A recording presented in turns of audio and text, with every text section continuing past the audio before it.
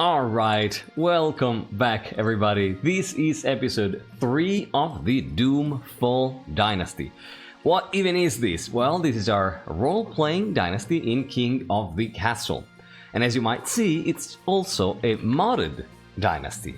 So what do we do here in an RP dynasty? Well, the idea is simple. I create a premise that is different from that of base King of the Castle game, and then we use that premise to explore different themes and different worlds. In this game, specifically, the kingdom is being threatened by an ancient entity that is said to be sleeping below the kingdom, and that is slowly giving signs of awakening by afflicting the kingdom with a series of course, afflictions. Afflictions that impact the game both on a role-playing level and on a mechanical level by imposing penalties to the kingdom's stats and maximum caps. So we have lowered maximum caps for the kingdom's stats. The impending doom can be prevented by a series of rituals that can be performed either by the whole kingdom as a whole, by every noble cooperating, or by the single regents try to save themselves, disregarding other people's safety. And that's the general idea of this dynasty. Why is it an RP dynasty? Well, because we roleplay, both in chat and over our Discord server. You can find a link in chat right now. Yeah, I roleplay my monarchs. I encourage you to roleplay your nobles, to create a character, to create an idea of who they are, and have fun with that.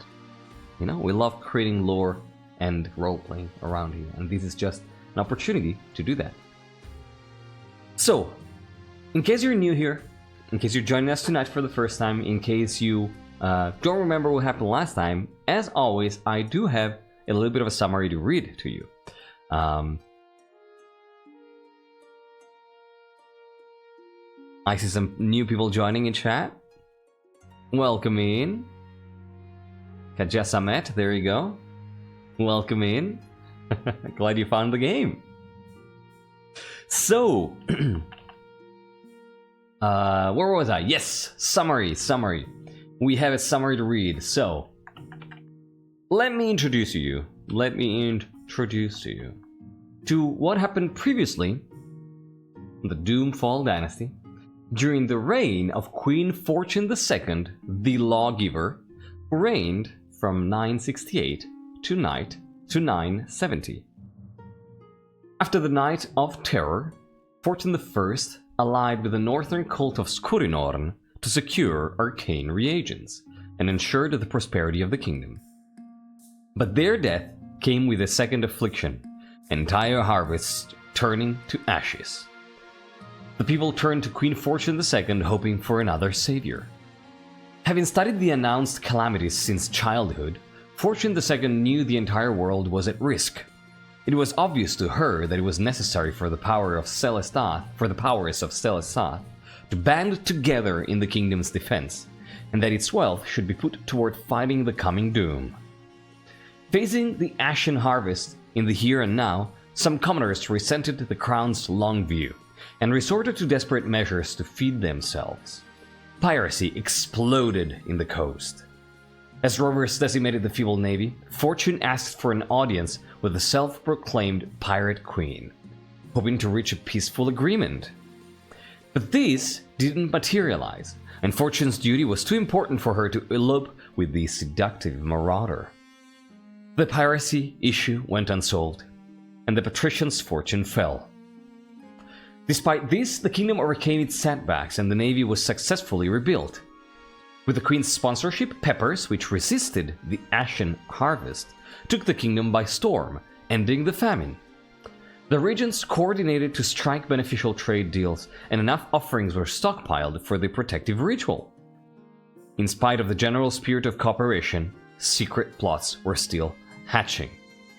Criticizing Fortune II's diplomatic approach, Chief Lumi Wash convinced a few co-conspirators to quest for the mythical Horn of Hodhold.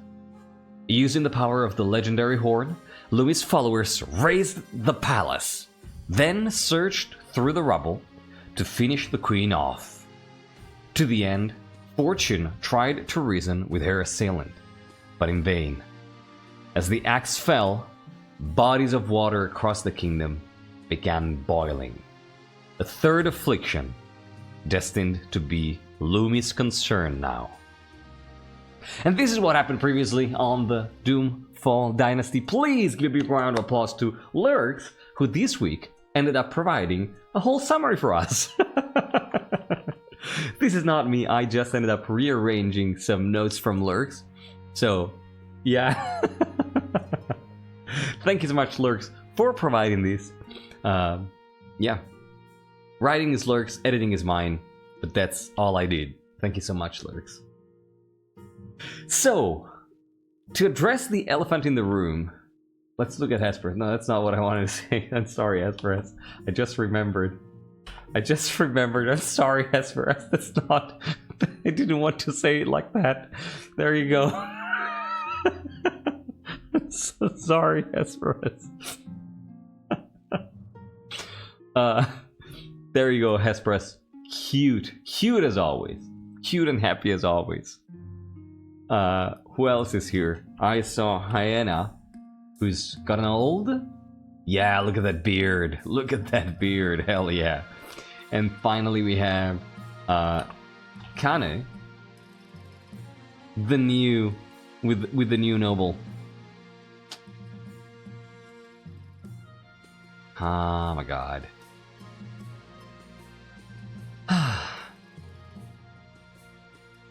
So, the elephant in the room. Yeah, definitely do a reload. Oh, and Lorem, welcome back, Lorem. Let me show you too. There you go. Unhappy, of course.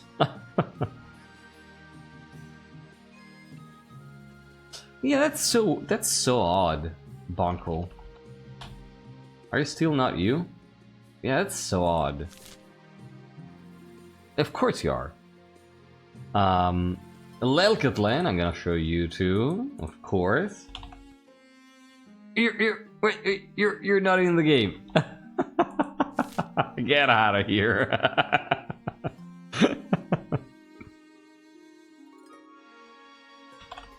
Oh wait, I saw a message that I wanted to address, I think.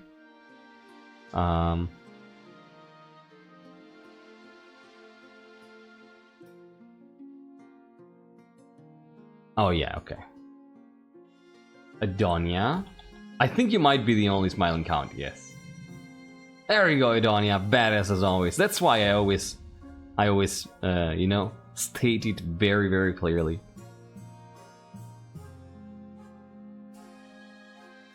Grandy Alfonso Nazarene gets executed. Grandy Rodrigo Nazarene is evolving. He leveled up to Grandy. Late April's Fool prank. Yeah, I never expect that kind of stuff, to be honest. I'm a trusting individual. So.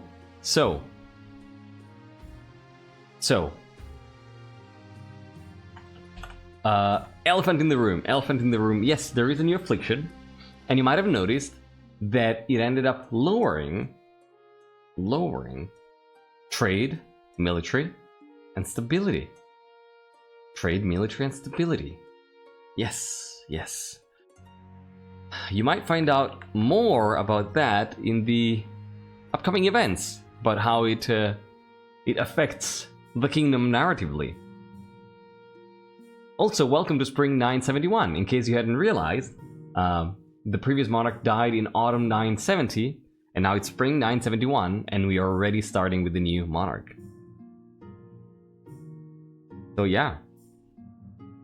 Oh yeah, this hit a bunch of stats, exactly. This lowered trade, military, and stability. So yeah, you shouldn't only expect afflictions to hit 2 stats. That's not always gonna be the case. Yeah. So let's start with Pile of Rubble. That sounds very fitting.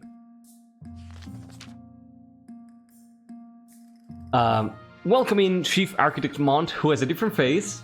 Should have had a different face, but you know, it wasn't possible tonight. But we have a new Chief Architect.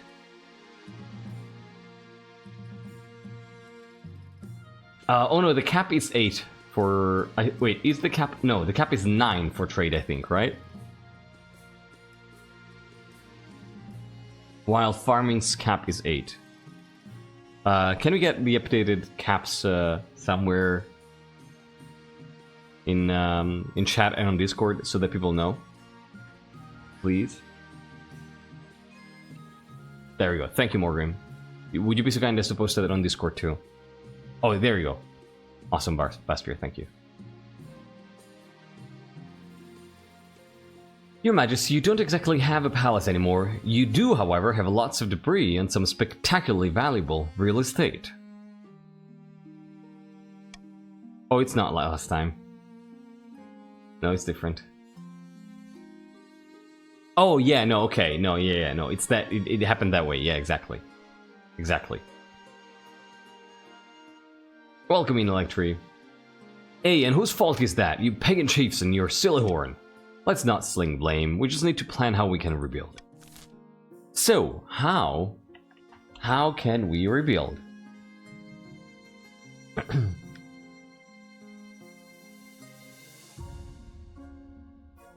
How do we rebuild here? I kinda wanna cheap out on materials. You know?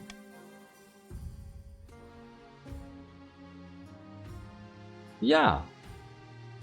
I kinda wanna cheap out on materials. I don't think a palace really matters. You know, like we have more important concerns. We have a freaking apocalypse to prevent. I don't think it really matters if the monarch rules from a grand palace or from a shack. You know? You fixed it? Ha!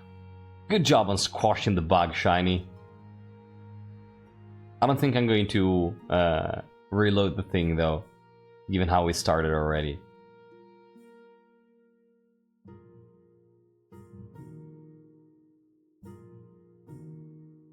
Alright, looks like it's gonna be D in the end. I'm gonna be counting down from 5 though. Gonna be counting down from 5. From 5, 4, 3, 2, 1, and 0. Is this shiny? Oh, it's sweet. Oh, it is purple. It looked completely black, and I was like, okay, this is shiny messing around. There you go. Oh yeah, of course, Morgan.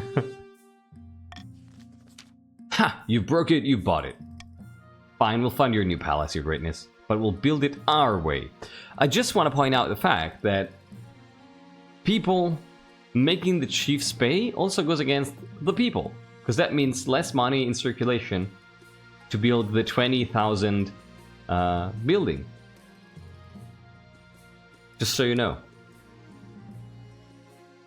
Oh, I seldom get the chance to work in the northern style. Log walls, fur rugs, roaring braziers. I'll drop some blueprints. Rapid work begins on the new palace. As the longhouse takes shape, a wave of dread passes through the city. It feels like an enemy occupation. Already lost all your money. Yeah, welcome in. Let's get started with the coronation. And yes, we do have some custom text here. Again, all text is by me, as assuming that Morgan didn't edit some stuff. Chancellor Isaac is still with us. Your Majesty, I'll serve you like I've served your predecessors, but I really hope you know what you're doing.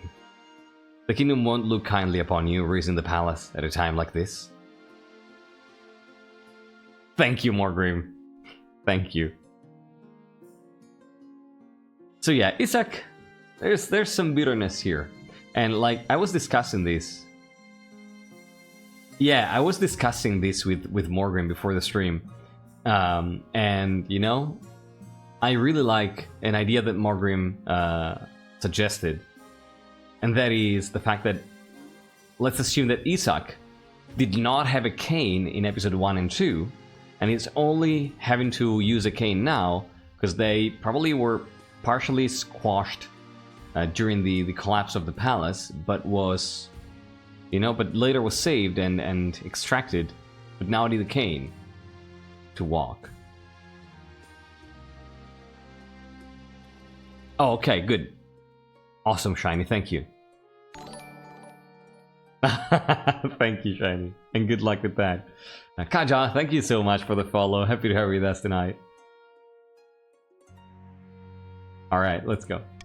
In the end, the council will have the last word. Make sure you're ready to face the nobles, your majesty, and don't expect any special treatment. They can be quite unruly, as you should know.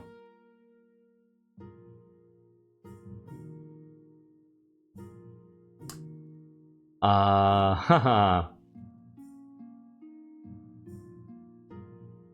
You'll soon enough see the right of my ways. It's like this is no time for half measures, or they won't throw me in the treadwater, will they? I wish I could read all these branches. They're fun. They're fun to write. I think I'm gonna go with the last one. Exactly, like, they won't throw me in the treadwater, will they? If that's a concern, feel free to use your veto power, your majesty. Nobles rarely hold any grudges towards those who limit their rights, do they now?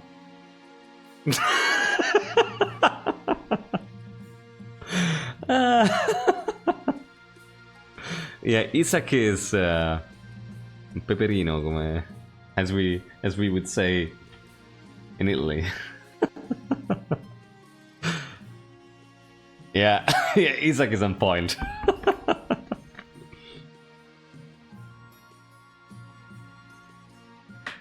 We have here a pillar of salt. Yeah. Yeah, Isaac is pretty pissed.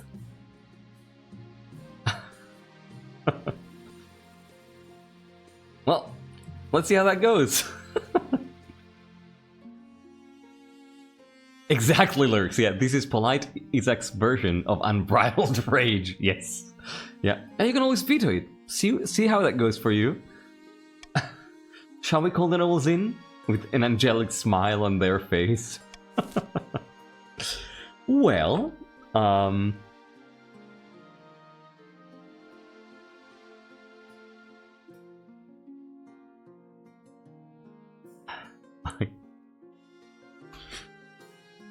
well,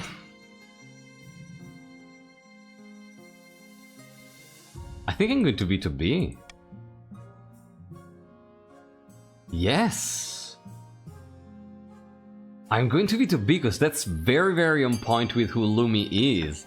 And I'm gonna tell you more when we select our ambition. Yep. Yep.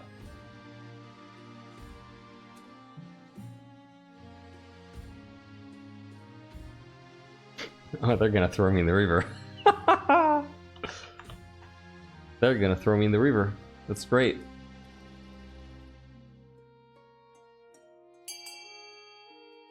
Edit the river for next time.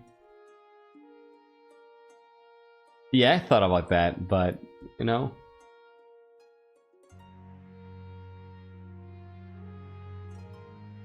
looks like it's gonna be the river. I mean, as I mentioned when I revealed the affliction, it's not like rivers and lakes and seas boil all the time. Yeah, the boiling is intermittent, exactly. It is decided, the Monarch will be thrown in the river. And so it begins. The nobles pick you up and carry you out to the Treadwater River, hurling you into shallow water with a cheer.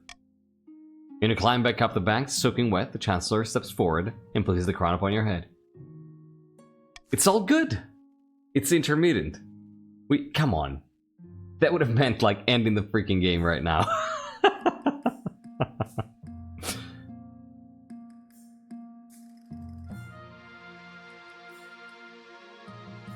Of course, Sparse, you would have done that. As long as it's other people's wealth. Shiny? Probably. Probably, yeah. Ah, yeah, only came out slightly red, yeah. Just in time. Where is our lore? Well, let me answer that. Your Majesty, as you might know, since the day the Queen died, our rivers and coastal waters have started boiling intermittently. They are getting so hot that our military and trade vessels are being damaged, and our crews are being injured or worse. So that's why it impacted trade and military, right? So basically, the water, like prolonged exposure to boiling water fucks up wood. Turns out. It fucks it up badly. So you can imagine how vessels get damaged regularly when that happens. And imagine being in a boat and the water around you starts boiling and emitting scalding hot vapor. That must not be pleasant. Right? So I'm sure that sailors I'm sorry, Ezra's. Imagine if you get pirates again, how are they handling this? I mean, pirates go beyond the laws of every kind of environmental problem, right? Like space pirates, for instance. Think of Firefly. Yeah, pirates don't feel warmth, exactly.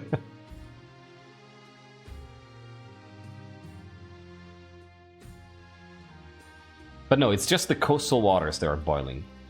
So, yeah. But yeah, this is a small explanation of why trade and military are being impacted. People are quick to assign blame when bad things happen, and rumors have already started circulating. How do you intend to oppose them? So, who is Monarch Lumi? Monarch Lumi is a queller. Monarch Lumi believes in the fact that the regions have to work together to get out of this mess.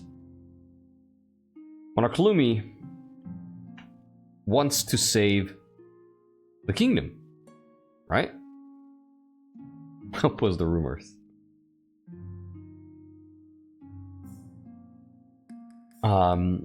Monarch Lumi is also a chief, and they are not a chief,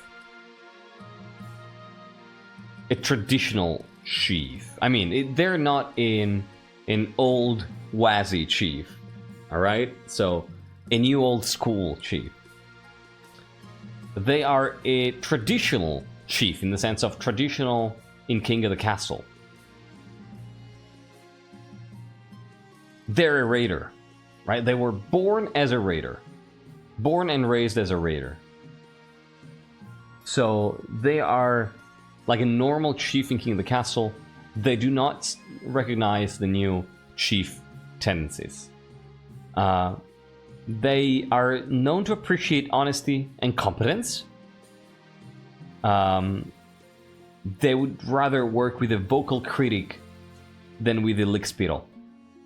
Well, they're that kind of person. So somebody who criticizes them harshly, like Isaac, for instance, they're very happy to work with because they know where their heart's at. But somebody who's just, you know, a bootlicker, they don't like the kind of people. Yeah, they do want to save the kingdom. Absolutely.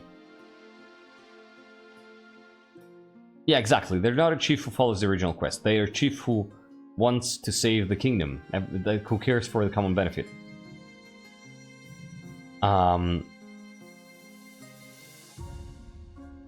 Yeah, but there is one thing.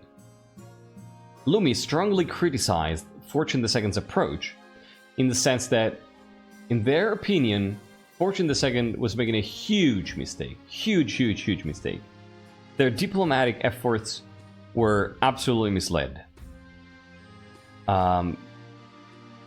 Lumi's plan is very simple. Lumi says, We are having ashen harvests.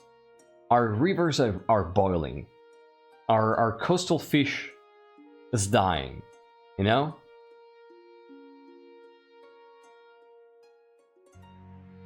If we cannot have a harvest, we're gonna take it. We're going to take it from our neighbors. They want to save the kingdom at the expense of the neighboring nations. Ashmead's harvests basically untouched. Let's take that land. Tavolin, basically untouched. Same thing, let's take that land. Let's feed our people. So that's Lumi's plan.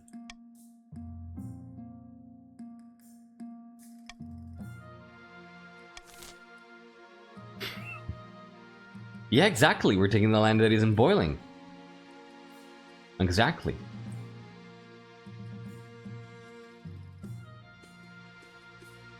Can get behind this plan. How's Orquest very interested? You have my spear. I'm very curious to see what the Caldevagan houses are gonna think of this. I'm very curious to see what will come of them. And now let's see what we have here. We have Robin of the Simple Coffee bloodline. Legendary martial hunter stands before a blazing hearth, shouting and swearing. When have the Barons of the March back down from a fight? Never! Barons of the March, what do you want to do to try to overthrow Monarch Lumi? Do you want to try to find a doppelganger trying to lower in defiance? Do you want to intimidate the Monarch trying to raise stability? Or do you want to start an uprising trying to raise the treasury? What is it that you want to do? Barons of the March. You have a bunch of barons here. 3, 6, 8 barons.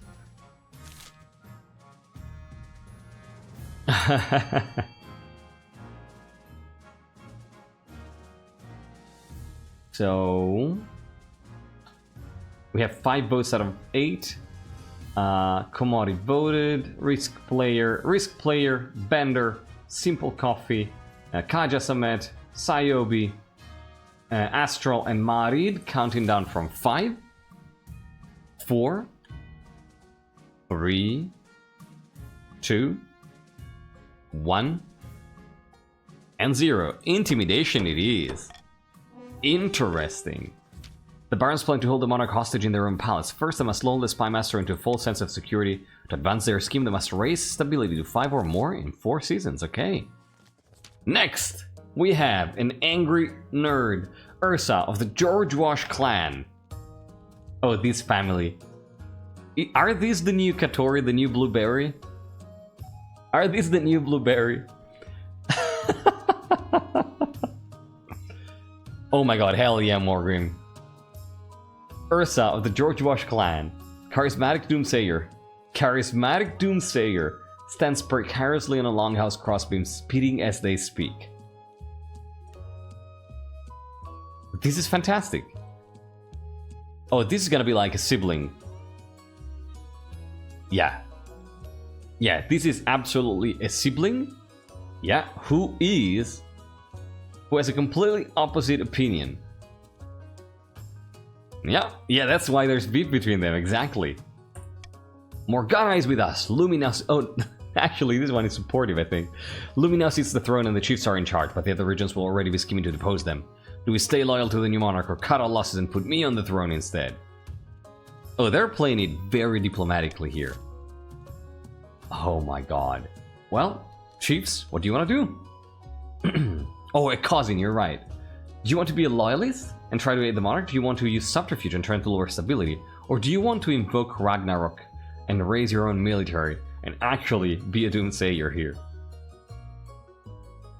Oh my god. Oh my god, it's actually Ragnarok? Absolutely no problem with Elkatlan.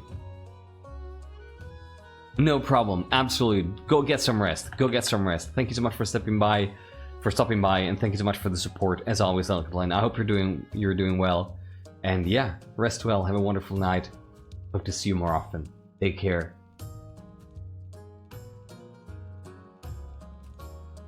Oh my god.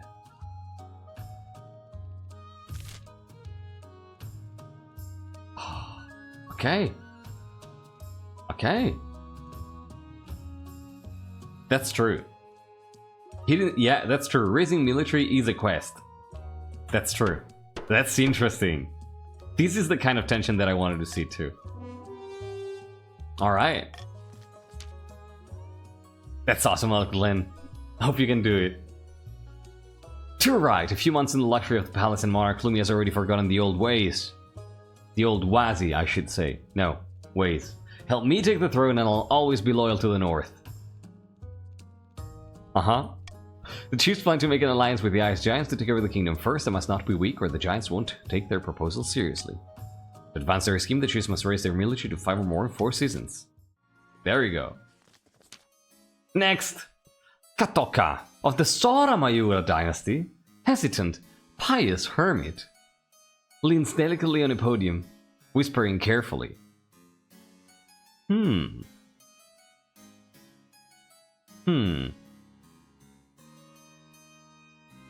This is a nice name. Hesitant Pious Hermit. So this is a regionalist instead. My fellow counts, in ancient times the East was its own proud kingdom. We can bring back the days of glory, but not while false monarch Lumi wears the crown. Yeah, you have a family tree. Counts of these, what do you want to do? Do you want to start a blood ritual trying to get the highest farming? Do you want to offer ascension to Lumi, trying to lower your own faith? Or do you want to possess the monarch, trying to lower your own defiance? Counts? What is your opinion here? Yeah, all rituals again. I think we know what the counts are trying to do in general, right? Oh, sorry, Sora.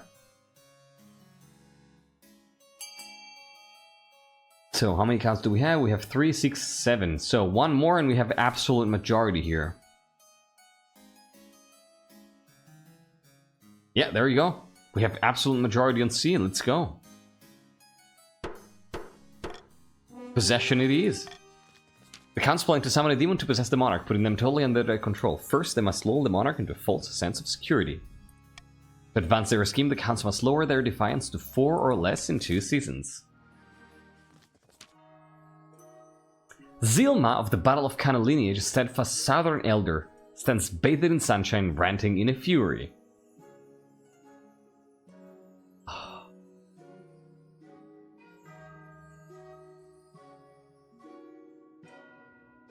This is fantastic. I love the families have come up. I mean, I don't know, Shiny. Yeah, that might be a good idea. But yeah. Let's go.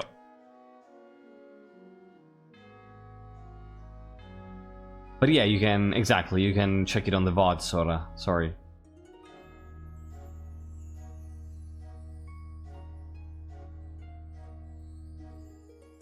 A false pretender occupies the throne while my claim is ignored. Grandees of the South, this is a stain on our honor. We must not allow it to go unanswered. Grandees of the South, what do you want to do? Do you want to start a witch hunt trying to get the highest faith? Do you want to spread fervor trying to raise your own farming? Or do you want to try to excommunicate the monarch trying to lower your own stability? That's good.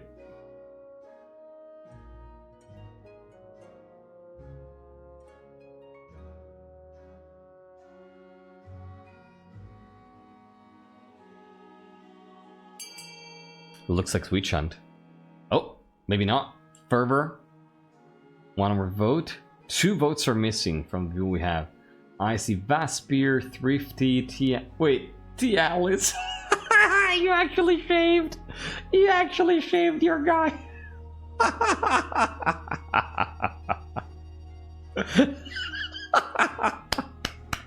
That's funny. That's funny, well played, Alice.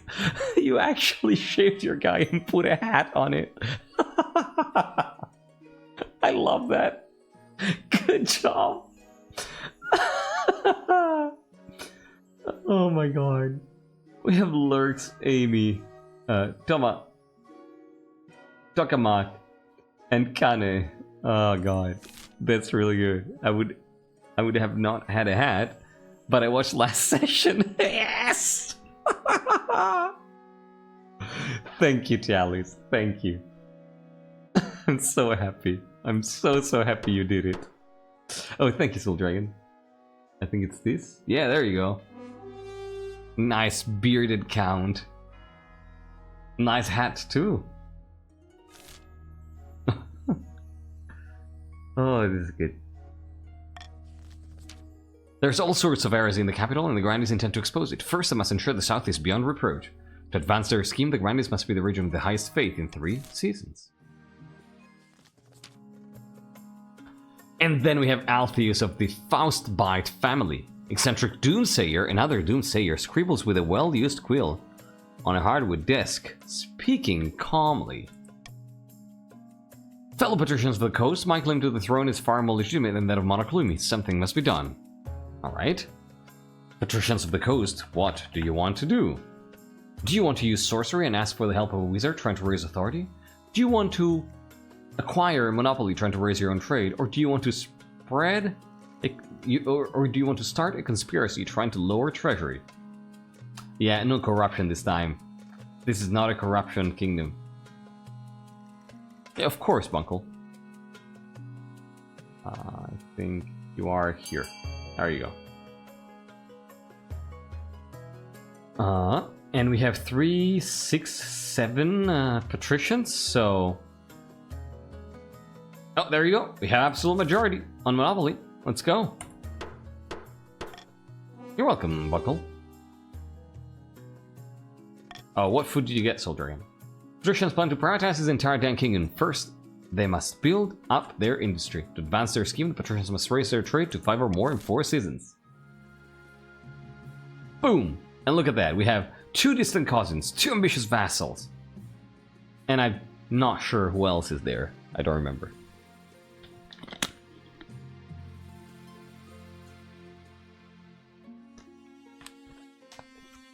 You know, Electri, this episode is going to be heavily focusing on whatever the events throw at us. False Pretender, yeah, you're right. Let's go. Thank you, Morgrim. So, golden choice? Look at these options.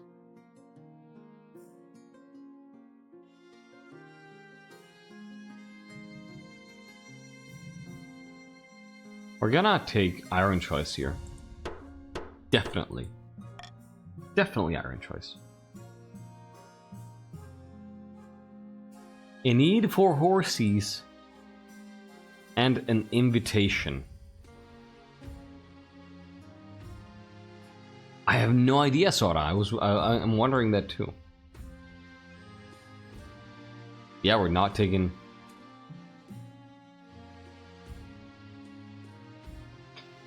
An invitation?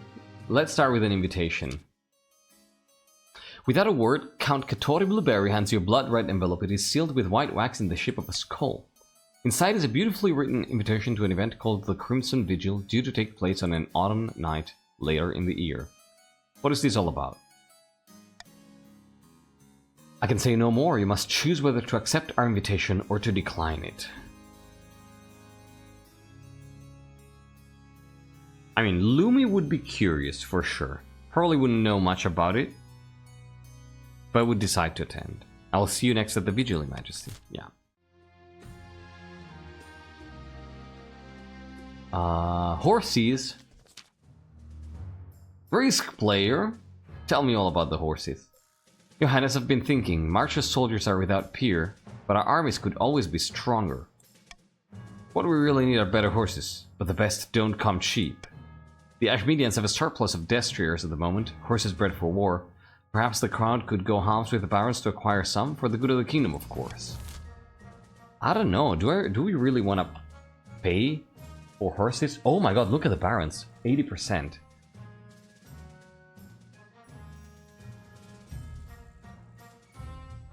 I don't think we want to give money to Ashmid, given the fact that we want to conquer them. Awesome, Vaspier. Thank you so much for posting that. See you later, hopefully. Take care. I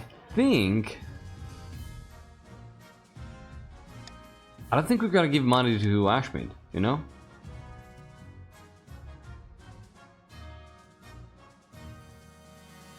I like B. I really like B.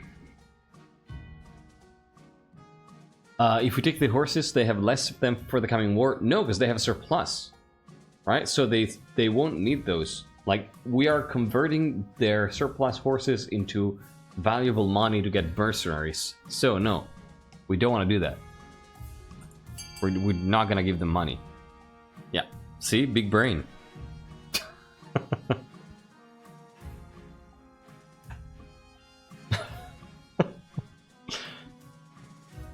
Sometimes I'm so surprised by how smart I am.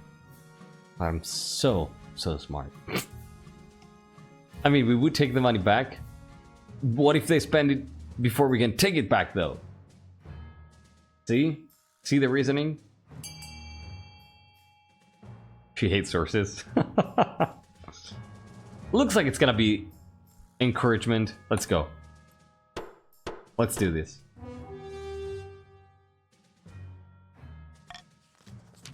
Emma! Oh my god, yes! The Barons... Emma! The Barons get to work learning everything they can about horse husbandry and the best breeding techniques. Hopefully we'll see positive results by next foaling season. I'm not even sure I've ever done this correctly. I don't know that I've ever succeeded in that event. Welcome into Marshal Ula, who was supposed to have a completely different face, but that's what it is now.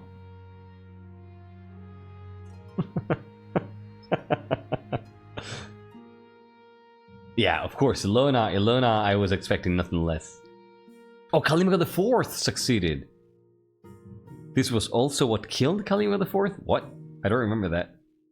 Oh no, I don't remember that. As is tradition, each region offers a selection of elite guards, the chiefs with their most famous warrior heroes, and blah blah blah.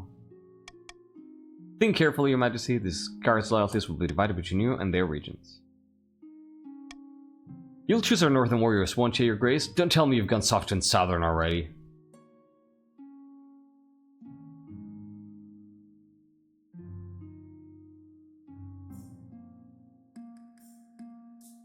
Huh.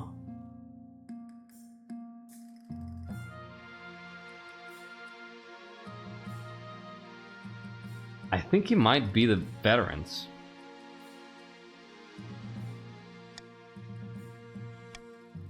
I think it might be the veterans.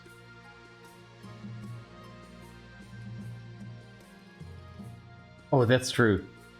That's true, lyrics.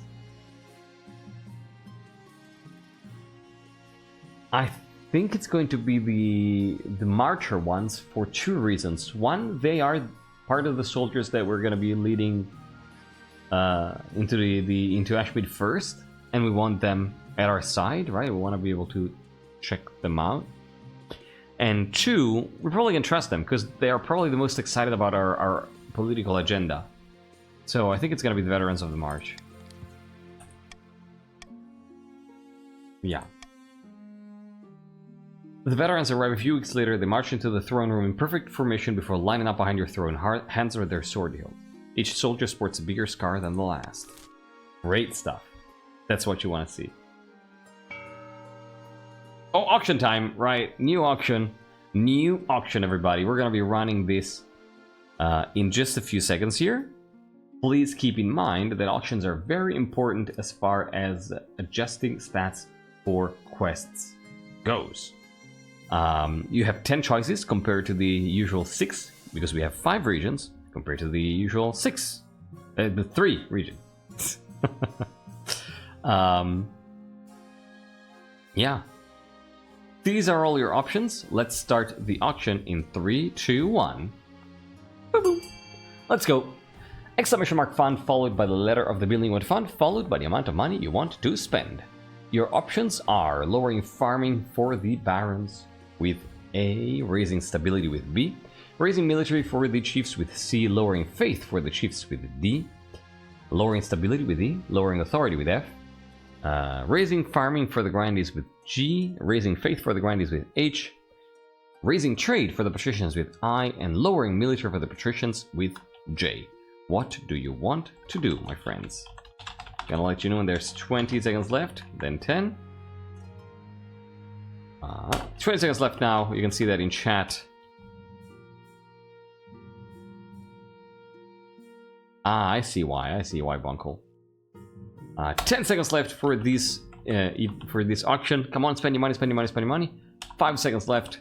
5 seconds left. 3, 2, 1. Boop. So what went through? I see the Chiefs went through, and what else? Oh, stability! Look at that. Bender and Mark spending a bunch of money to fund stability, a library, and military, a fortress.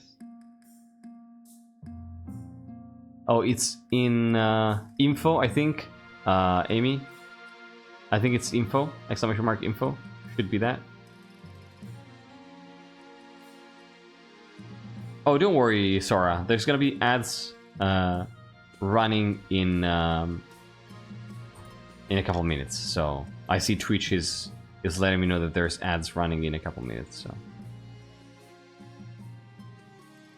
Crimson Vigil, finding a spouse, and an unusual request.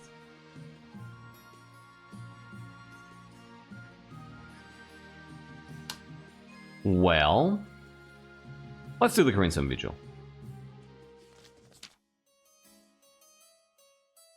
The Crimson Vigil takes place in a bleak castle atop an eastern hill. The journey takes weeks and your baggage train keeps getting stuck in bogs. Guests at the Crimson Vigil compete on who can dress in the most ghoulish and frightening costume. What did you dress as? I mean, we're pretty terrifying. I don't think Lumi really understands this. They're like, what? Do you want me to dress up as a demon? When there might be a potential demon actually trying to devour the kingdom? Just your normal clothing. You have no wish to partake in this nonsense when Count Katori Blueberries we've seen, dressed as a living corpse, looks disappointed by your lack of costume. No costume, your majesty, a shame. Everyone was looking forward to seeing a royal effort. Please remember to stay in the upper levels. The dungeons are out of bounds. In the ballroom, you find the counts gathered, all dressed up as frightful monsters. Wolfman, Pumpkinhead, Switches. A waiter glides past holding a tray of tatterments. Oh, the tatterments, right. A pianist plays a mournful tune. The Crimson Vigil begins at midnight. What role will you take? A mourner? Or are you willing to portray a hound of the betrayer? Can you tell me more about these roles? Surely you are familiar with the customs, your majesty? If you are unsure, you should stick to being a mourner. And I think that Lumi is probably unsure. Yeah. Yeah. I'd say mourner. Your ceremonial role is to stand among the other mourners and wait for the hounds to catch the monarch in exile. After that, just follow what the other mourners do. Good luck. The counts gather. After Count Katori Blueberry delivers a short speech about remembering the old ways, a flaming crown is placed upon his head. I will be playing the monarch in exile this evening. The hounds of the betrayer will try to catch me, but fear not. I am swift as a falling star and old as the hills. We stand among the mourners. Katori Blueberry rounds down the corridor, flames licking behind him, pursued by a dozen counts in monstrous costumes. It's a bizarre sight. We're gonna wait. Half an hour later, Katori is dragged back, his crown still smoldering. One by one, the other mourners drop to their knees in a posture of worship.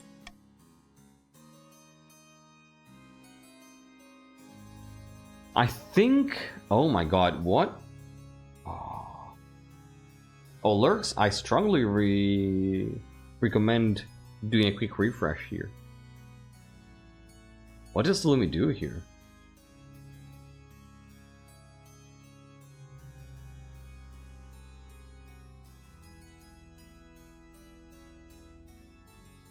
I think they understand rituals, right? They understand the power of ritualistic representations. And I'm gonna continue that train of thought after the break. Quick recommendation to refresh, in case you're having some delay. You probably are. So I'll see you in 3 minutes. I'm gonna refill my water bottle. And yeah, see you in 3 minutes.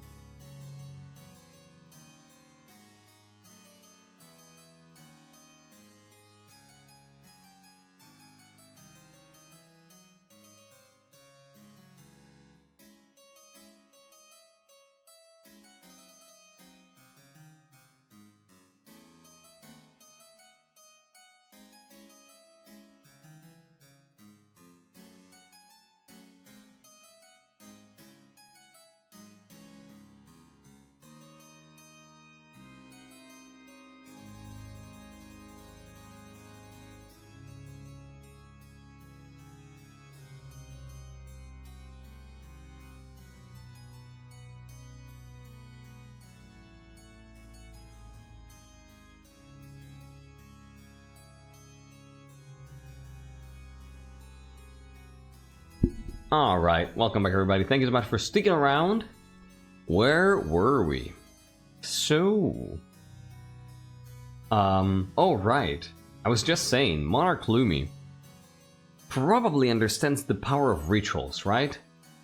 Being from the north, who definitely has some weird rituals compared to what could be considered a state religion in the 9th-ism, right? So I think that Lumi understands the symbolism of this and plays along. Yeah. You drop to your knees and the counts smirk at the fact that their monarch has knelt. The ceremony concludes with a mock execution and a bowl of red wine spilled over Kator Blueberry's head. After that, the music is more cheerful. The counts dance and chat long into the night. At dawn, you board your carriage and begin the long journey back to the capital. That's fantastic. There we go. Oof. Yeah, I don't think that Lumi is too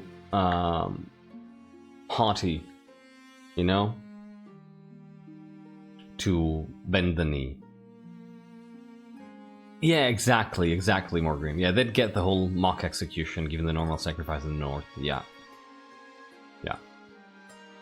An unusual request. What's that? Toucan!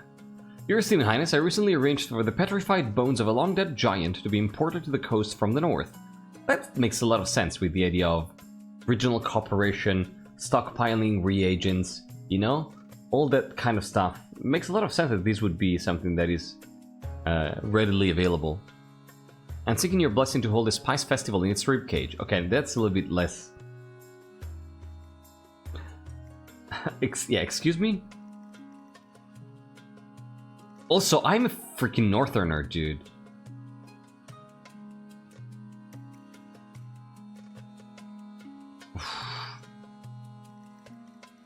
Excuse me, a dead giant? Your Majesty, this is blasphemous. In the north, we believe the giants are the children of the gods. To dig one up, take it from the homeland, and profane its remains, it must not be done. For a freaking spice festival, dude?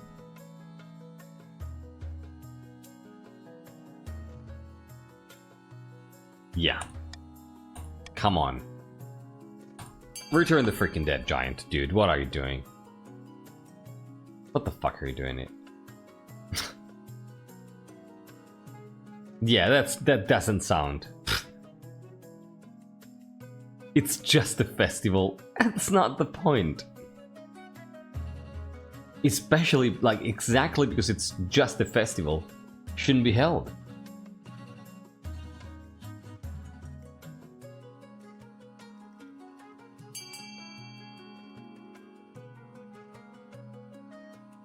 Oh no. Oh no. Oh no. Oh no. Oh no, the nobles. Oh no, the nobles and their pockets.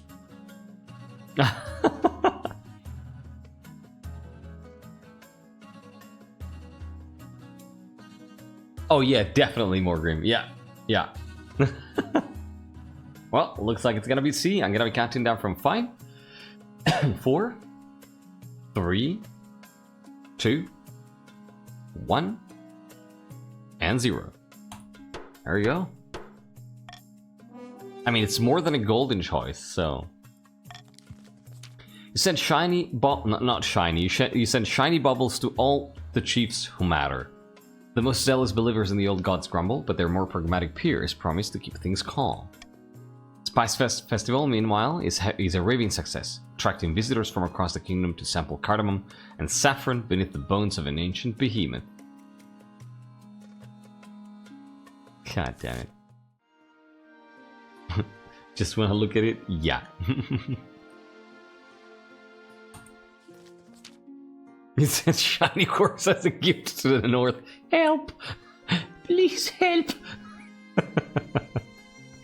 Your Majesty, it's important you find a spouse sooner rather than later. I don't mind any. Yeah. Oh, you're right, but you're right, Kana. The Spice Festival with the chili peppers.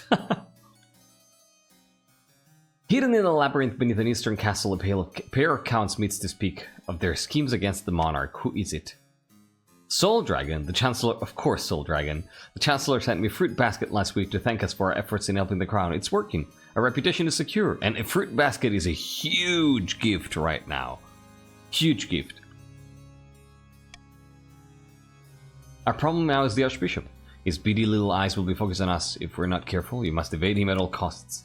For the next stage of their scheme, the counts must lower their faith to 4 or less in 4 seasons.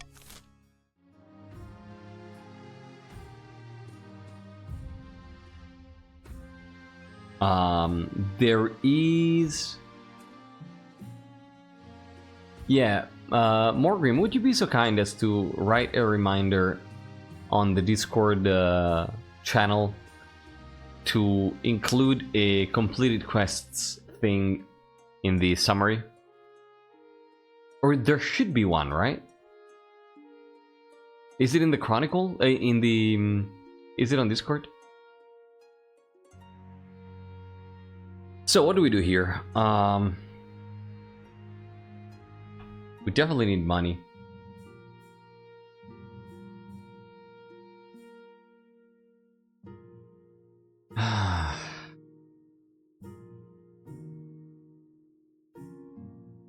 We definitely need money. And the 2 regions who have lowest defiance are the ones that have the least money too. Oof.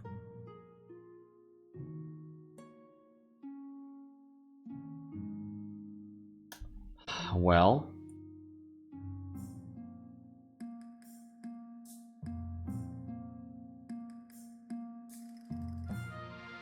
yeah, I imagine Kaja-sama. Don't worry if you cannot, you know, like, feel free to engage however you wish. Like, that's my recommendation to everybody who steps in for the first time. Like, you can play the game as normal and just see how people play an RP for the first time, and then, you know, slowly figure it out. You can try to engage, you can ask questions, feel free to ask all the questions you need, and people, as you've seen, are more than happy to help you out and help you figure out how things work, right? And if you cannot grasp everything all at once, just feel free to engage with whatever part you can understand at a certain specific point, and then the rest leave it for later. Don't worry about it, alright? Like, engage with what we're doing at your own pace. The important thing is that you have fun.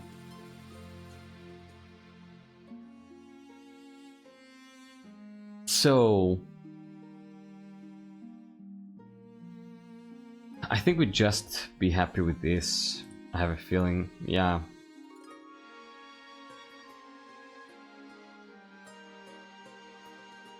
Yeah. We'll just be satisfied. Stargazing, clairvoyant visit. Oh no, here we go again. Well, let's start with the clairvoyant. Your Greatness, Your Highness, Chief Hikarudana has been having prophetic dreams. It is true, I can impart the veil betwixt now and some ways off. Well, you mean prophecy then. I look to the future and it speaks through me, no more, no less. For example, I dreamt of Grandee Vaspir being beheaded. Vaspir is not going to be happy about that. And a plague of beasts will bring doom upon Baron Astral Projectile II's household. What? Great God, I can't live without honey on my toast. Please, Your Majesty, have her foretell the future for the council. We could gain insight into great mysteries. Astral, not a good time. Well, I'd say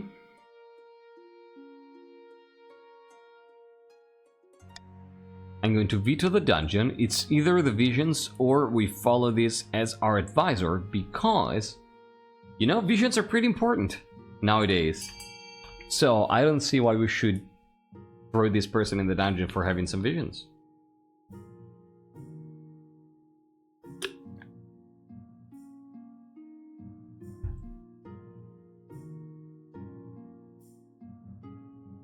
So yeah. But this is gonna be a close one, I think.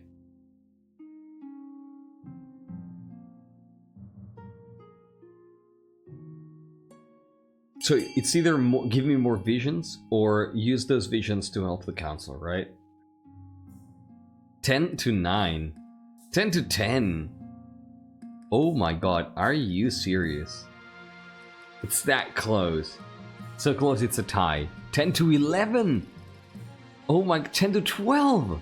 I'm gonna count down from 5 here. This is incredibly close. 11 to 12, look at that. 11 to 13, counting down from 5. 4, 11 to 14, 3, 12 to 14, 2, 1, last opportunity to vote, and 0. There you go. Make Chief Hikarudana an official council advisor. Wonderful news, Your Highness. I'm certain she will not disappoint. Sure enough, Chief Hikarudana has a canny sense of what's best for the North. Oh shit. Oh shit. But the other nobles start to mutter that seeing the unseen is no more than a disguise for giving out special treatment. Can the monarch really be trusted with this charlatan constantly whispering in their ear? I swear it's all good. I swear it's good.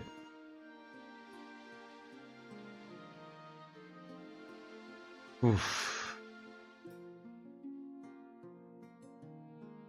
Let's take a look at the eligible options here. Shall we? Or stargazing? Nah, let's do stargazing first, and then the illegal options. Thrifty, hey. This simply can't go on, Your Majesty. These archpuffins think they know everything, but they know nothing of the Ninth God's wrath. Please, Your Majesty, we found a perfect site for an observatory. High in the southern hills, but it's on Grandy Thrifty Duggan's lands and refuses to let us build there. Such things are heresy. The stars are just as big and close as the Ninth God intended. Who put you up to this idea, I bet it was one of those counts, like Bonkel II. Bonkel, what have you done? What have you done here? Subi Whippy, welcome in. Yeah, we have an unofficial, unfinished, highly experimental, highly buggy mod that allows us to do that. We also have custom portraits and custom writing in the game. How you doing? So, what do we want to do here?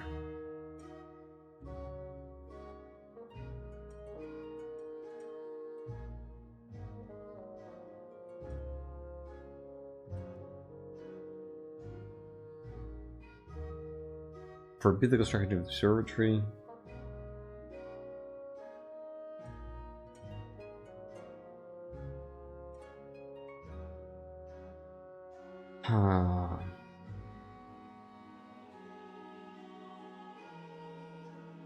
I would say for Lumi,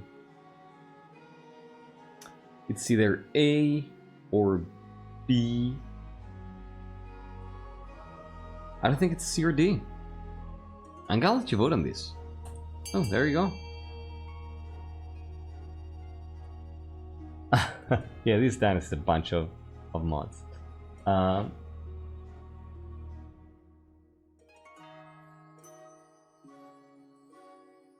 have to step up. I have to step away for a second. Forgive me. I'll leave you to vote. I'm gonna be right back.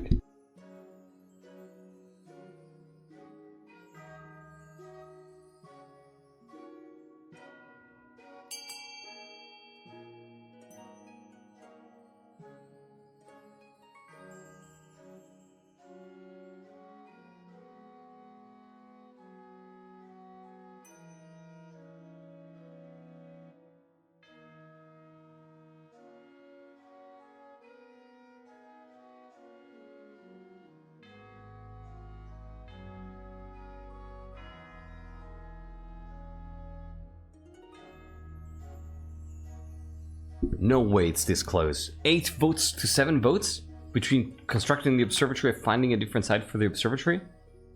Wow. Yes, in character you are aware of the common quests, absolutely. 8 to 9? No way! 9 to 9? Oh my god, what is this vote? I'm gonna give you a 5-second countdown here. Counting down from 5. If you haven't voted, vote now, because this might completely break the tie or change the results. Counting down from 5. 4, 3, 9 to 10, 2, 1, and 0. Wow! That was so close. Find a different site for the observatory in the end. You search far and wide for an alternative site in the southern hills, but the other Grandies have similar concerns to thrifty tokens. Eventually, the scholars reluctantly build their observatory on the coast, but the lack of elevation and frequent rain from the sea mean that they make little progress with their stargazing. Within a few years, you imagine the place will be shuttered and closed. At least the nobles wasted their own money, for once. Okay. Good. Good stuff. Good stuff. Let's see who we can marry here. Oh, all the tradies at 8, you're right. Oh my god. Look at that. So, let's see the candidates.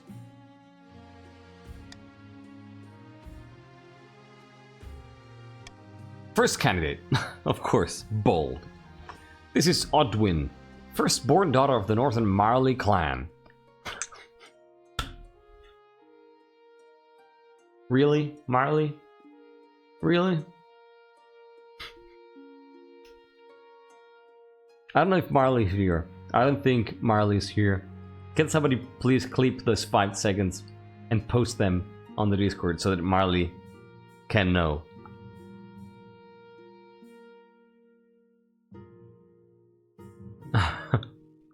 She's your typical northern lass, as far as I can tell.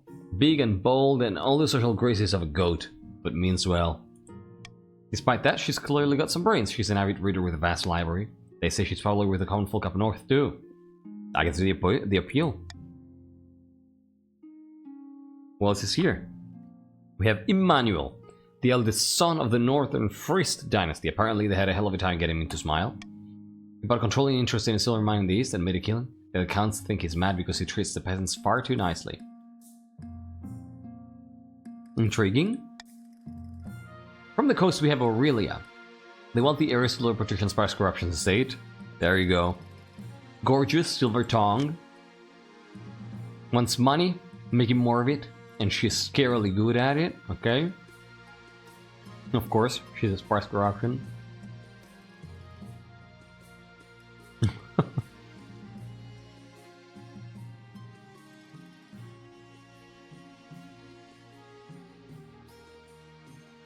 Let's go.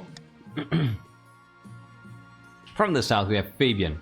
Like, judging by the face, it should be a Vaspir lineage. Eldest heir of the Tialis lineage. They're reputed to have an ego the size of the sun, but there's nothing wrong with confidence.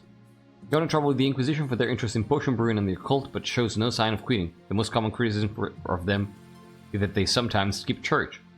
These are all great. These are all great. Not bad at all. And finally you have the March's offering, Tabeka, scion of the prestigious esoteric Sayobi bloodline. A typical baroness really, loud and brash and self-absorbed. Great passion is hunting. Oh. No beast is safe from her crossbow, and she's not popular with peasantry. Something about her sets their teeth on edge. Okay, so.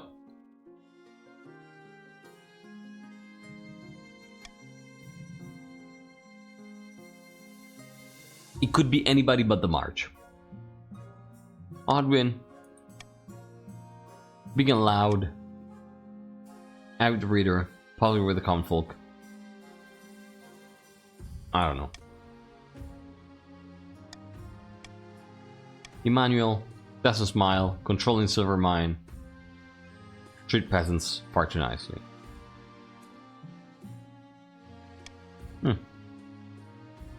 Aurelia. Gorgeous silver tongue. Money. Fairly good at it. And Fabian. Ego. Skipping church. I think it might be the Count.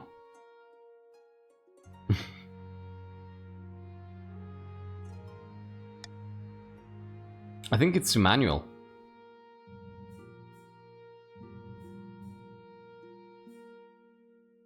Yeah. Yeah, let's go with Emmanuel. Excellent, I'll make the arrangements. Fantastic, thank you, Isaac.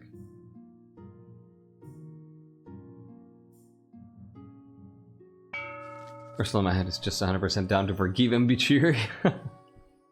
In a picturesque castle overlooking the southern city of Tinamesca, two grindies lie back to enjoy the sun. Praise be, whispers of our plan have reached the peasants, and they are in an uproar. They call for the sins of the monarch to be laid bare. I already have leads and information from inside the palace that we can use against the monarch. It's only a matter of time. Oh, wait. And there she is. Right. We have the High Inquisitor on our side, but we must also sow dissent among the other regions. We won't succeed alone.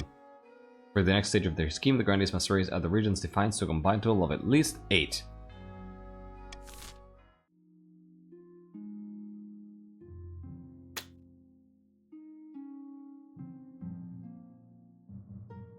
Well.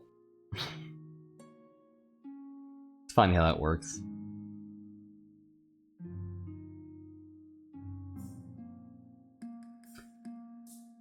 Yeah. Well, what do we have here? Swing boats, golden choice. Call for Unity. I think.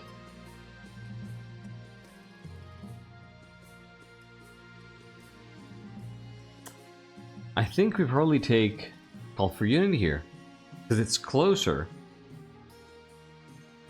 Oh, actually, no. We take Golden Choice. Looking at my trades.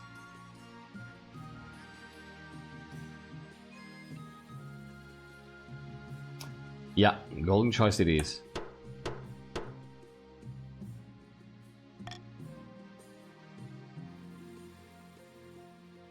Wait. If I reject, first lower rather set release to 2. Yeah, okay, of course.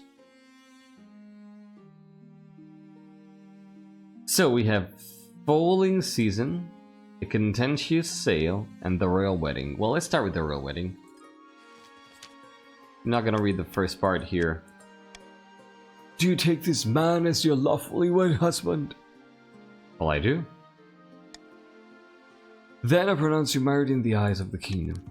After the wedding, of course, there is a feast, and after the feast, a dance. Your new husband, Emmanuel, refuses to dance at all, preferring instead to brood in the corner. By the time you find yourself alone with Emmanuel, it's past midnight, and you've never felt more tired. Did you see the 8 crows perched on the church tower as we walked into the cathedral at Die Roman? Oh no. I thought you were better than these.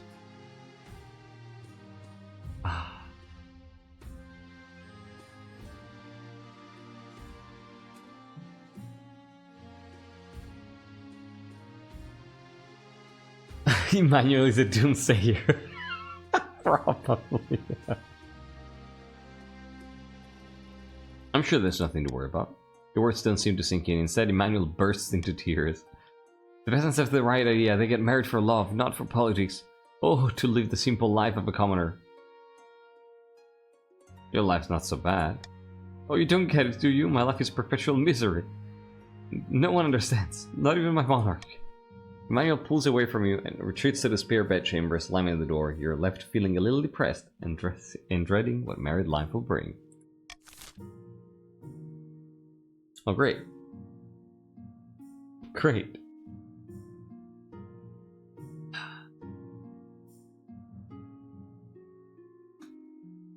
Let's go with Falling Season and see how that goes for us. Priest player, welcome back. Great news! The new foals have come in and our horse breeding program has proven successful. They're stronger than ever. Of course they'll take a few... Oh my god, yes. They'll take a few years to reach maturity, but my fellow barons are very optimistic.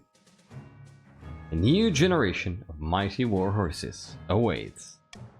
And what about the rest of us? You and the barons of monopoly on war horses is irresponsible. I say you can't trust them. Of course.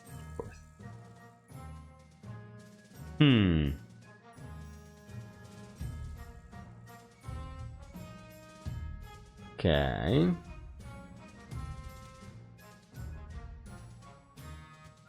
I think I'm going to say, yeah. I'm going to give you a little bit of money. Spend some money, right?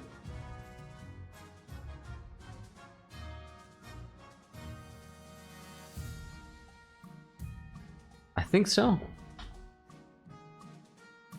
And buy the new horses for a fair price. Monarch's golden choice. Yeah, let's do that.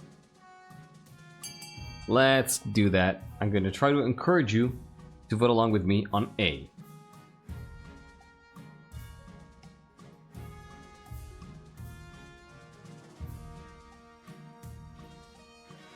Yeah. I should always premise it with that.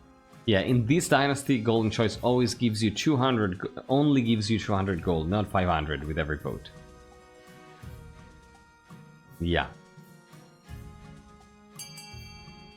So keep that in mind.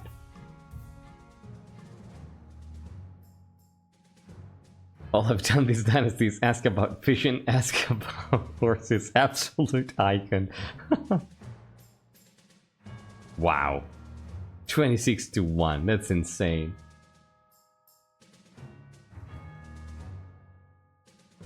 Fantastic. Well, people like money. Gotta count down from 5, 4, 3, 2, 1.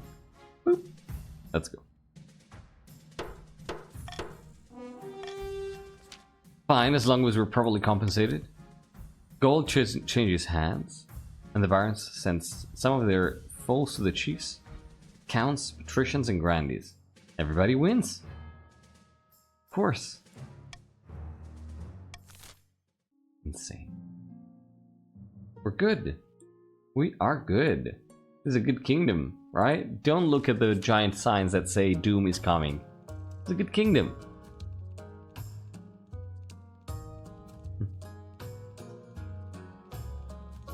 Well, a contentious sale.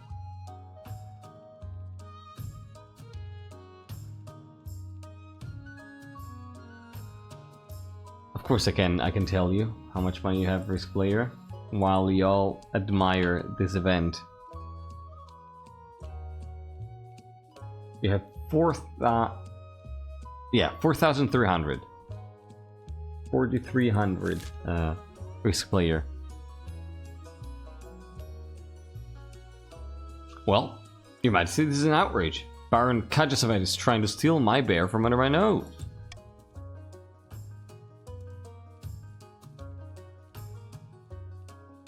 Did you say bear? It's not his bear. I was about to buy this piece from an adventurer in the Shadowlands when Chief Lemon Square turned up, shouting and raving about Scurinodon. Tell me more about this bear. She's a magnificent specimen. She'd be a great addition to my menagerie. I suppose this is a matter for the council? Mark my words, if this bear is not brought to the north where she belongs, there'll be trouble. Okay. Sorry. Sorry.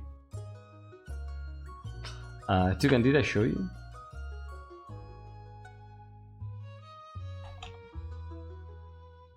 I did not. There you go. There you are. Oh wait, no, that was how much money you have. You have 1450. 1450.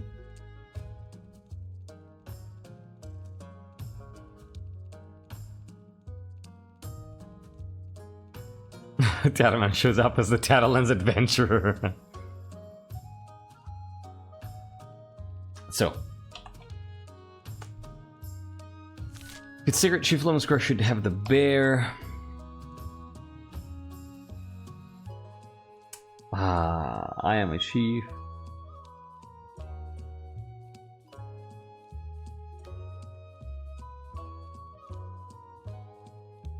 I am a chief.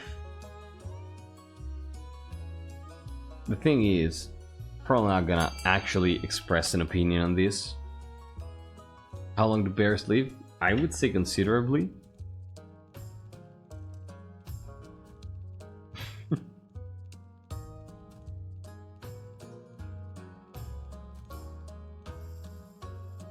So, how are we doing here? 12, 13, yeah, 13, 14 votes. Looks like we might have a Scurinodon situation. Yeah, 15 to 5. Let's go.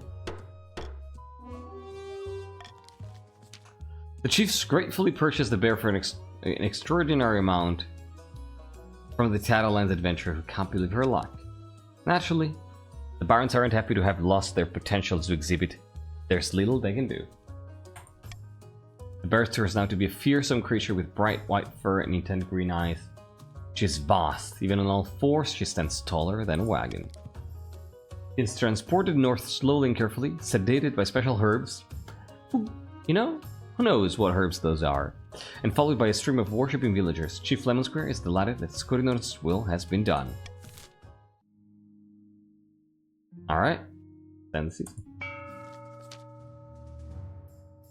Deep in the forests of the march, Baron Komori Kitsune has gone boar hunting with a few of his close friends. Our plans are going better than expected. The Spymaster thinks that all is well in the kingdom, and while the cat's away, the mice shall play. Cats aren't best for getting rid of mice. You're better off with a terrier. I think you missed the point of my analogy. Well, never mind, our next step is to replace the Palace Watch with our own agents. Should be easy enough. If the Monarch can't pay them, the Watch will look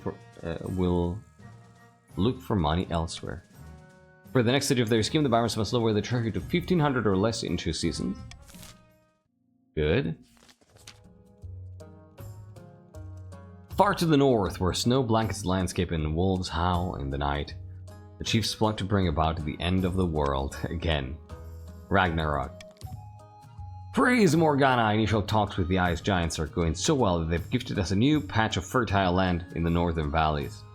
I wonder how long that's gonna stay fertile. The gods are good. With luck, this will be the foundation. An alliance strong enough to rock the world. Hey, the Ice Giants are a formidable ally.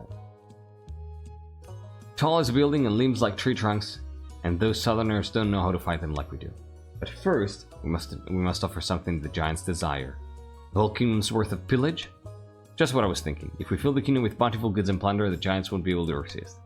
For the next stage of their scheme, the chiefs must raise other regions trade to a combined total of 12 or more in 2 seasons. Well, don't have to worry about every stat. In a dingy seaside tavern, 2 patricians of the coast meet to plot their latest scheme. This is, of course, shiny with all that greenness. The coast's economy has never been better. We're making more money than I know what to do with. Money breeds money. I've made a series of investments to improve our profits even more. But what do we do with all the rest of this gold? Time to start buying things, of course. Land, roads, bridges. We'll buy the whole kingdom, piece by piece. But first, the Monarch must be in desperate need of our gold. To advance their scheme, the patricians must lower the trophy to 1500 or less. 1500 or less in 2 seasons. Oh, there's a Molotov.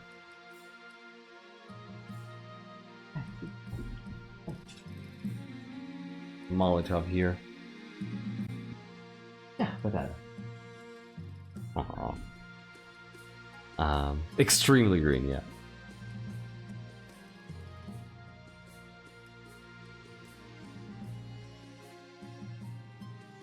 The Code Wizard of Oz.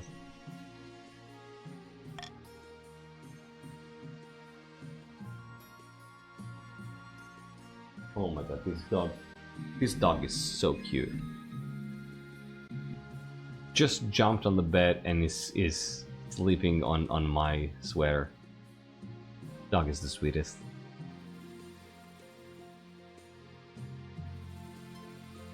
This dog is the sweetest thing. Oh my god. She just climbed up the bed and curled on top of my sweater. You know? Yeah, the dog does not want to be a stream star. Yeah, not at all. Oh god. All in favor of petting the dog? You know what? Give me 30 seconds. I'm gonna pet the dog. Give me 30 seconds. You've convinced me already. You don't even have to vote.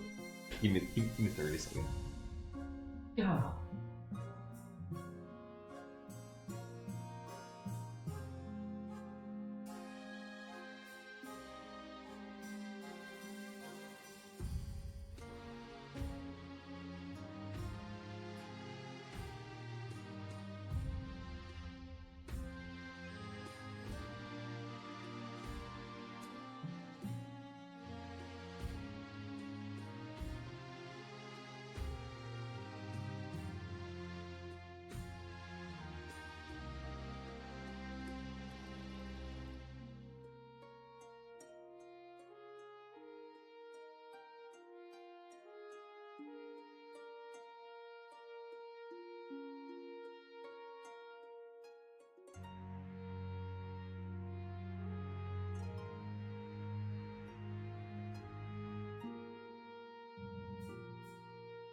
I love this dog.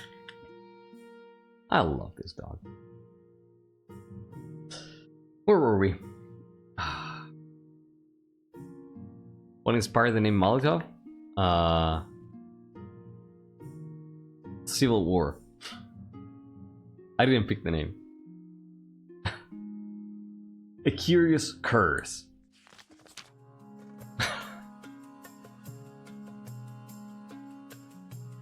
But yeah, no, I'm not the person who should ask that. That escalated quickly.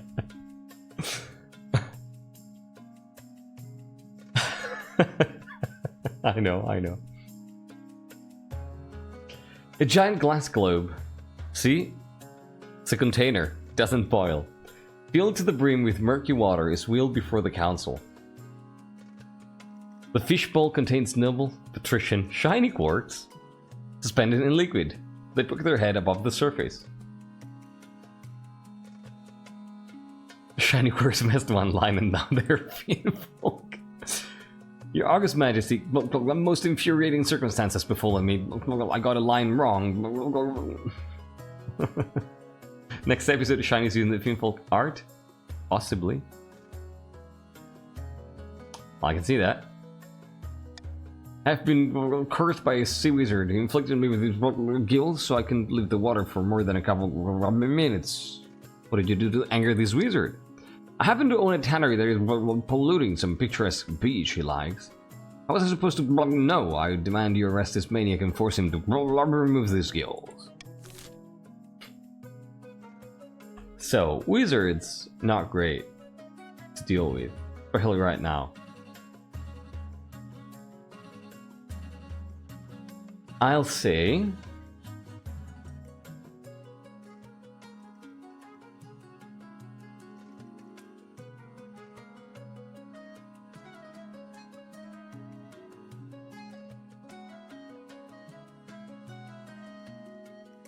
I mean, shiny.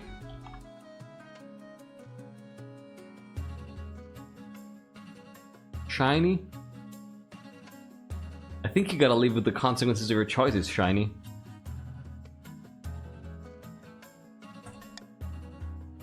You know? Yeah. I think so. No! I think that's it, Shiny. Might well.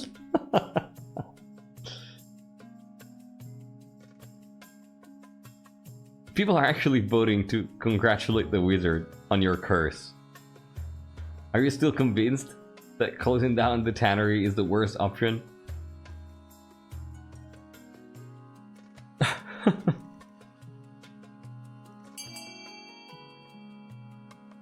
I say we send the diplomat. Ah, okay, never mind. 11 to 6. 11 to 7. The bottle of wine and cheese is catching up. 11 to 8. Counting down from 5 here. 11 to 9. I don't believe this. If option D wins, I swear to God. Counting down from 5. 4. 3. 2. 1. And 0. There we go. Close down Shiny Course Tannery. Yeah, I'm so... yeah, no. Never seen D pass. Yeah. We should at some point, though. After his soldiers close down the tannery and destroy its vats, the nearby beach returns to its former beauty, to its former boiling beauty, and Noble Patricia Shiny Course recovers from their curse. Sure, a few hundred jobs are lost, but it's a small price to pay. Noble Patricia Shiny Course appears in the council hall a few days later, back to their old self, though they have a case of hiccups that persists for several months. You're welcome. Saving you.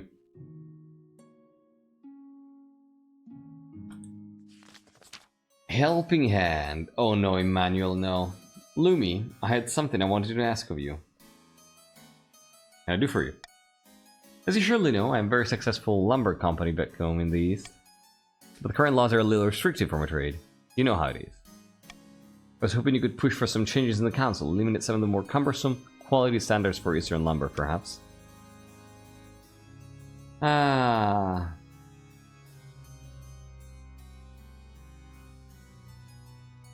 Yeah, that's true, Bonkel, exactly. Wine is rare, unless it's something pretty old, right?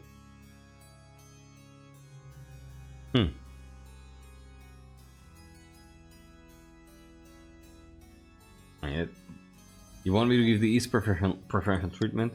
I think it's only fair. The other regions just can't compete with us in the lumber trade anyway. Oh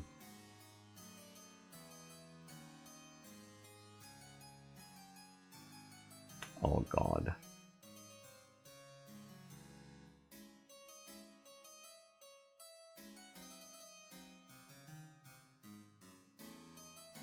Emmanuel, I think we might say no here.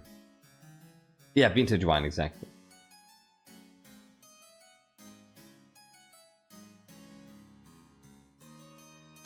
I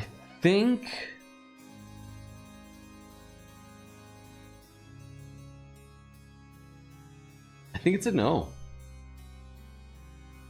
Very well, apologies for taking up your time. He signs in with Ross. For the next week, he sleeps and takes his meals in another wing of the palace. Wow. Okay. Our relationship is fucked.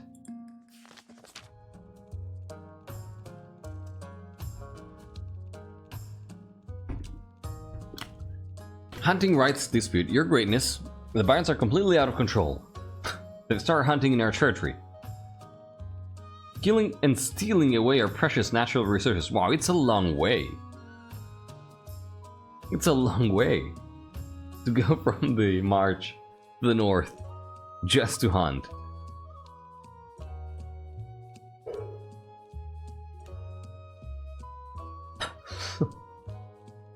They start hunting in our territory, killing and stealing away our precious natural resources. We're only hunting wyverns, you fool. There's nowhere else to hunt them, and you've practically got an infestation this time of year. We're doing you a favor, if anything. Your Majesty, it would probably be best if we were to nip this situation in the bud before it gets too heated. Let's call a vote. Yeah, why are you hunting in the north of all places? Probably because of the wyverns, right?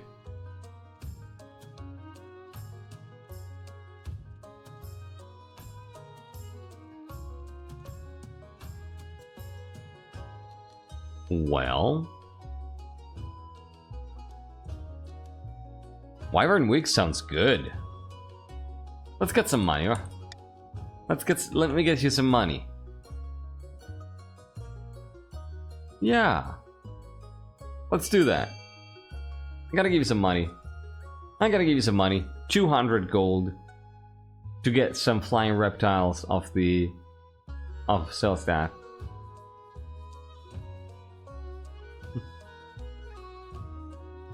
Fine. Electri, of course, refuses. Sure, why not? Alright. I don't know if you want to be riding one of those, because we're going to be shutting it down. 21, huh? Yeah. That's how it goes. Golden choice. The power of golden choice. Ah. 20 for votes. I'm gonna count down from 5 in case there's somebody who still wants the money. 5, 4, 3, 2, 1, and 0. This is how dragons got extinct. Somebody established the Dragon Week.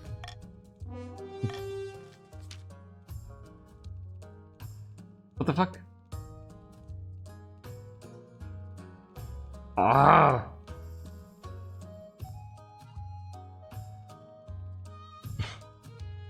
You know, shiny? That's probably the next step. Like, moving it to 50.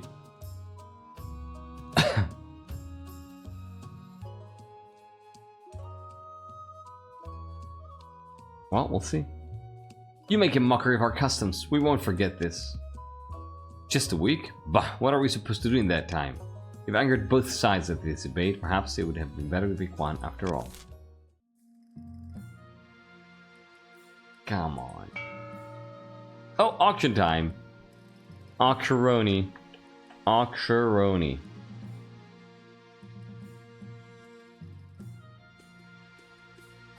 Nice.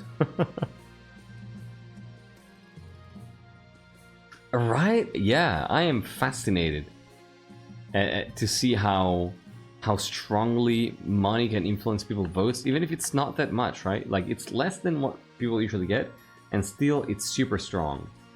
I think next time I'm gonna actually try it at 50 and just see what happens.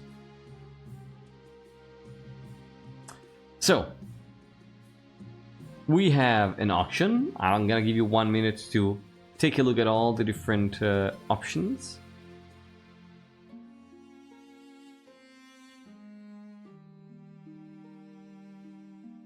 Yep. Toucan, how much fun do you have? Let me tell you.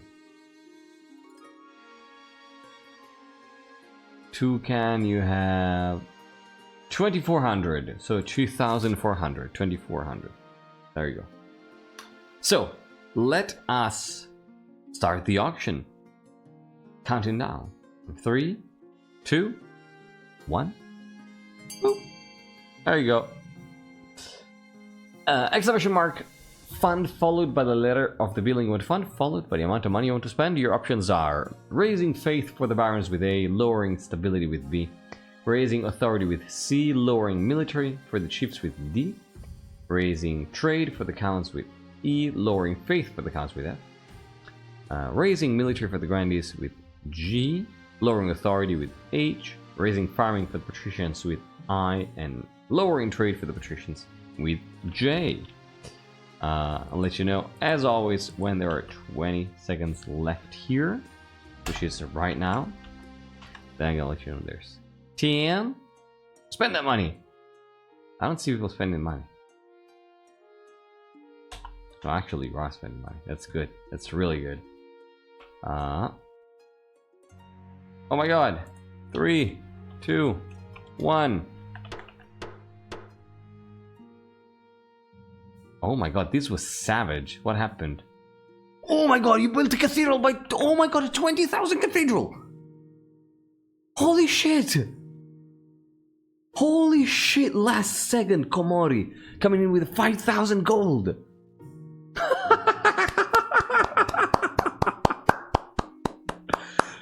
Fuck yeah! Oh my god, everybody, you are insane! Call upon the 9th. Quest complete.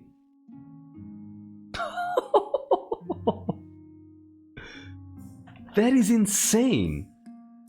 I started seeing a bunch of money going around. When it got to 10,000, I was like, wait a second, are they actually trying to... Yeah, this is an awesome cathedral.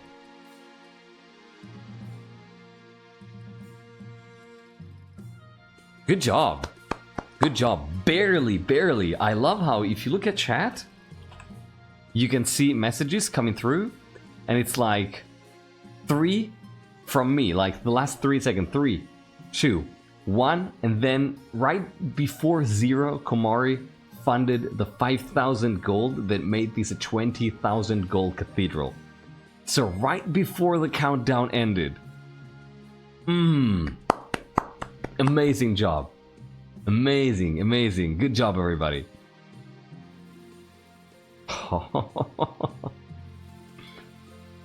Oh, that was so close.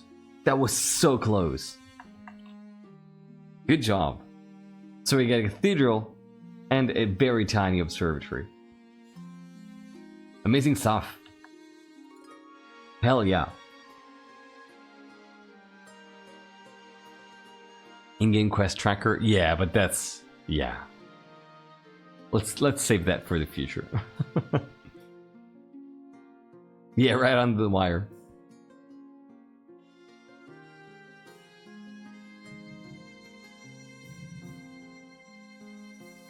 Good job. Good job. Quest completed. So you have military and faith at max, and then the one at range 5, yeah. Yeah.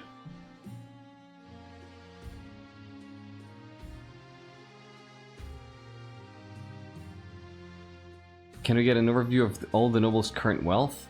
I don't think I can do that because it doesn't show.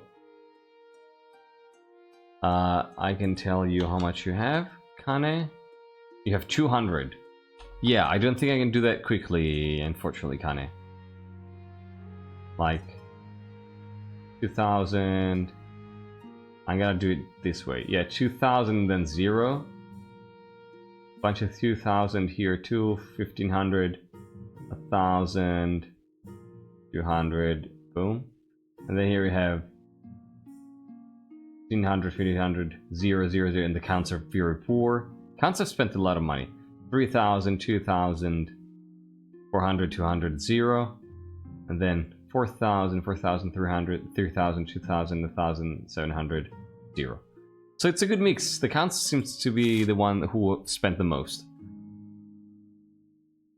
But yeah, good job. And it's hilarious. Good stuff. Yeah, no worries, Shiny, no worries.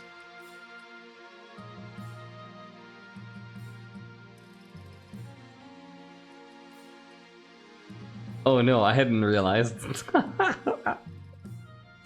Bonko. Good job. Good job. Alright, so now you only have 3 quests left. We'll see about that.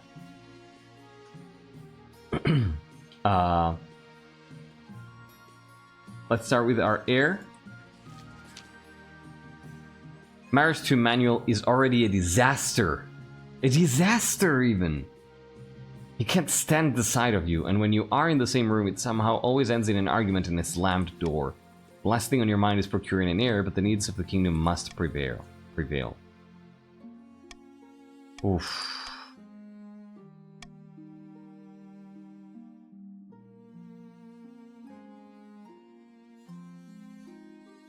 This cannot be a bastard child.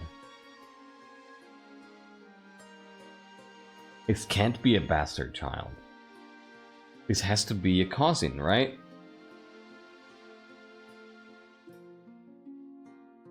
Yes, this has to be a cousin.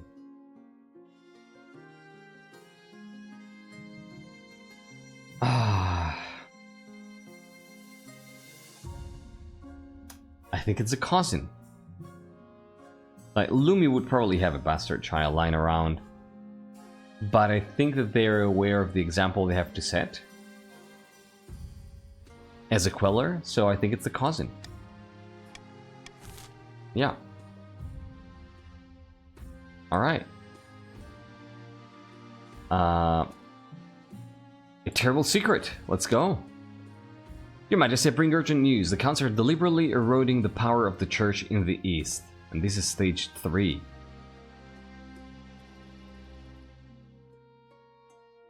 I feared the church was in trouble. We may have been in decline, alas, and now we know why, which is the worst part of all. The counts are planning to hollow your mind and summon a demon to fill the void and take possession. By the time they're finished, you'll be nothing but a shell. The demon will take over, body and soul. By the 9th god and the old gods and Morgana and all the others. My thoughts exactly, Your Majesty. No, I don't think it's exactly, but okay. We must bring this sacrilege to the council's attention. Well?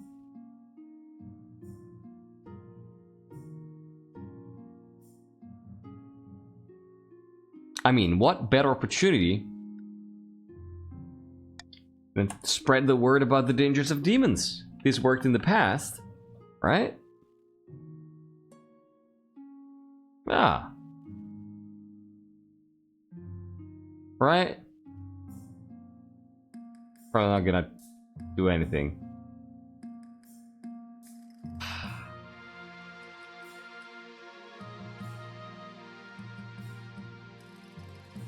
I'm gonna work for that, because that's probably what Lumi would do.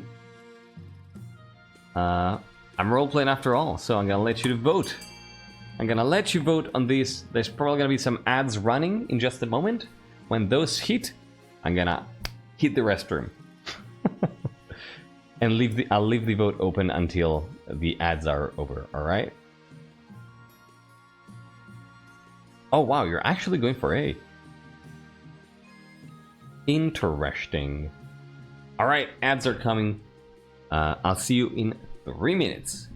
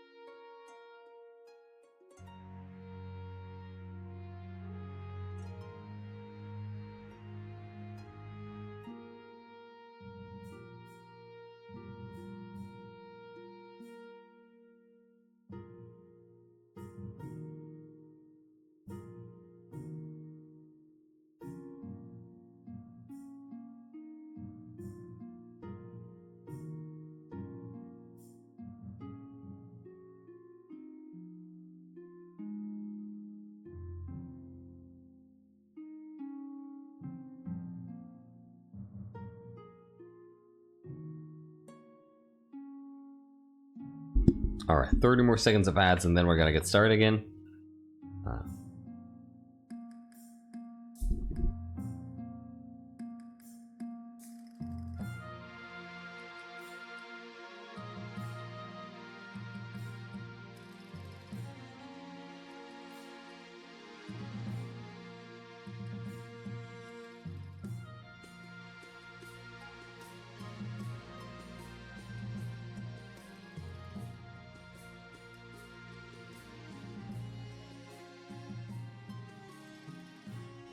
Alright, and we are back. Welcome back everybody, and thank you for sticking around. It looks like spread the word about the dangers of demons won in the end, which means that people have prioritized raising faith over delaying the Count's scheme. That's interesting.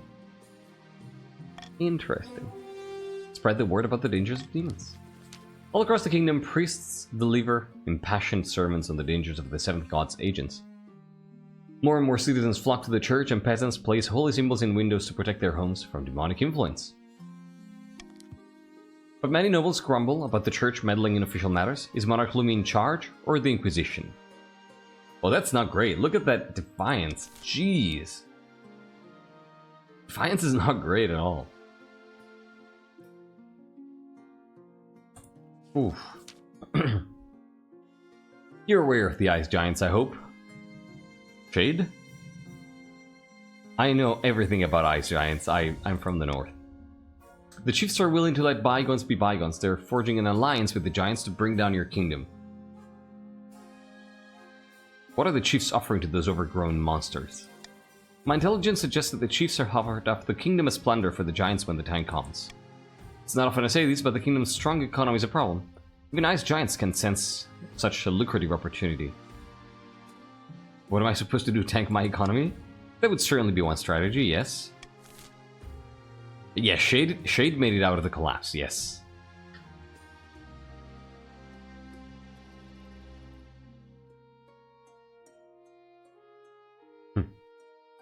So, send tribute to the ice giants. That doesn't sound like a great idea. Oh my god. More Grim. More Grim. Y'all, do you notice anything? Yeah, anything different? More Grim. Rebuild Fortune's Wall along the northern border.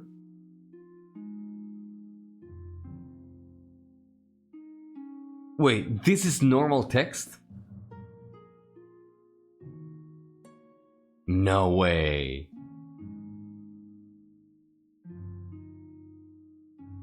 What? That's in the base game? This fucking game! We've been playing it for 3 years! And it still surprises me. No way. These fucking guys, these devs are amazing. These devs are insane. Rebuild Fortune's Wall along the northern border. This is so good. I didn't know. Wow.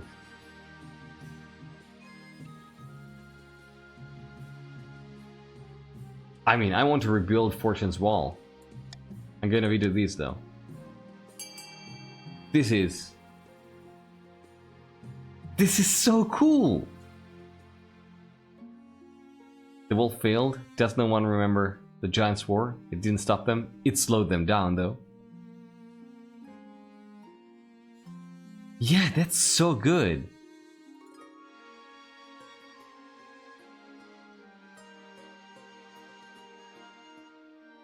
Also, oh god, this scheme is so nasty. Because we're basically gonna be moving our armies south, right? So, oof. Let's rebuild the wall. Yeah, I'm also curious to see what the dialogue is exactly. That old thing? But it's in ruins. Hasn't been used since the last time. Well, never mind. Perhaps it's right, but at least it will buy you some time. What's that? Kirby's Boss. That's a good name. Welcome in, and thank you so much for the follow. Lore indeed, my friend. How are you doing? If you like lore, you are absolutely in the right place. How you doing? Work on rebuilding Fortune's Wall begins right away. There's no time to waste. The chief's stat goal will not be evaluated, blah blah blah. That's so good. It's so good, the fact that the freaking game remembers and keeps the name. That's incredible. Somewhere in the march, Baron Komori Kitsune sits at a banquet gnawing on a greasy chicken leg. He and his fellow plotters discuss their scheme between mouthfuls. Some of our bribes have been accepted, but not enough. The Monarch is paying the palace watch well enough that their loyalties aren't easily swayed. So we have some of the watch in our pocket? Isn't that enough? No, not yet. We can't make a move until we're sure we won't be discovered. Gotta lower the treasury to 1500 or low. The Counts. A Count rides to a remote, unremarkable spot of moorland. Soon another joins him. The church is scrambling for power. The High Inquisitor is losing her grip on the populace. How exquisite. How exquisite.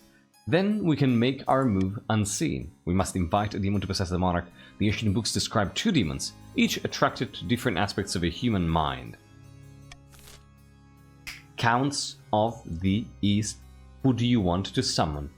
Do you want to summon Rakamasa, the mad tyrant of the cockroach queen, trying to raise authority? Or do you want to summon Murmuriak, Duke of Greed, the face of all coins, trying to raise the treasury? What do you want to do?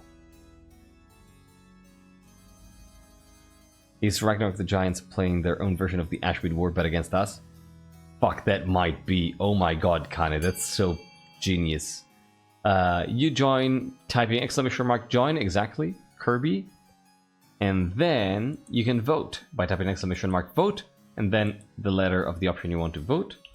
Except you are a Grandee. You are Grandee, so you don't have access to this vote in particular, because this is a count only vote, Kirby. But yeah, welcome in. if you have any questions, feel free to ask in chat.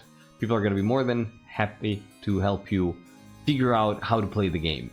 Yeah, if it's your first time playing the game entirely, just let us know and we're gonna guide you through. What you're seeing here is a RP dynasty, so this is a roleplay dynasty, so it's a little bit of a twist on the normal game. The normal game has 3 regions. We're using 5 because of a mod that is a work in progress by the community. And instead of trying to win exclusively, we try to roleplay our characters and have a good time that way. And build lore together. So, if you like that kind of stuff, you're in the right place. And I actually would suggest typing !Discord in chat and joining the Discord server too, because it's incredibly active and full of super creative people. In the meantime, super creative people who want to murder me by summoning a demon into my head. Great, thank you. Rakamasa. The Cockroach Queen was once a favorite servant of the Ninth God, but when she betrayed him, he banished her to the deepest caves, where she became a twisted agent of the Seventh. She desires to rise to power once more.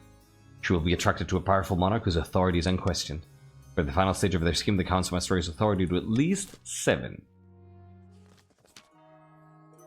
Deep in the south, in the back garden of a sun-bleached villa, a number of our grandees crowd around a figure raising their arms in a toast.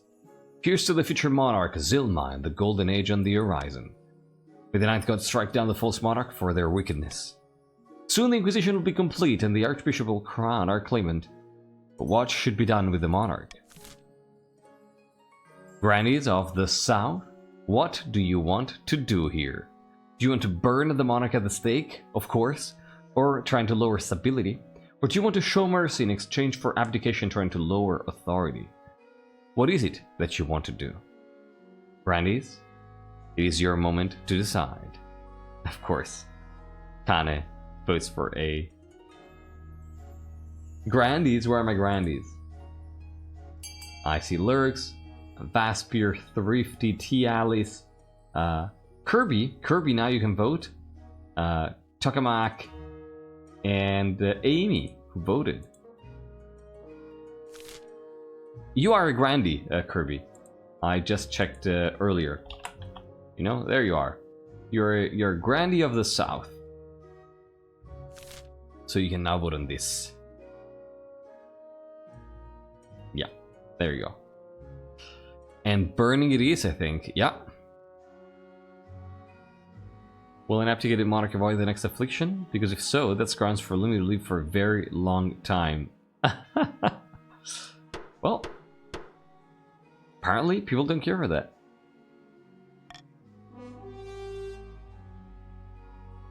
Yeah. A glorious way to usher in the new monarch. The Ninth God will surely be pleased. I'm sure that's exactly how it's going to go. First, the current monarch's grip on the kingdom must be at an all-time low. We wouldn't want to face any backlash from our little fireworks, should we? For the final stage of their scheme, the Grandies must lower stability to 4 or less. Sitting on a bench outside a sun-bleached villa, 2 patricians of the coast meet to plot their latest scheme. The thrice-cursed monarch is still refusing to sell us any public land. It makes sense, the treasury is not exactly suffering right now. Patience, my friend, let's bide our time until the monarch's gold runs out. Pat's gotta lower the treasury to 1500 or less. Alright. And now I think that we're going to be... ah, shit. Yeah, we're gonna play our cards well, so we're definitely gonna be bribing the patricians who are very mad at us. And we're gonna be... counts? Don't have much gold. Oh god. Sora, wait. Wait.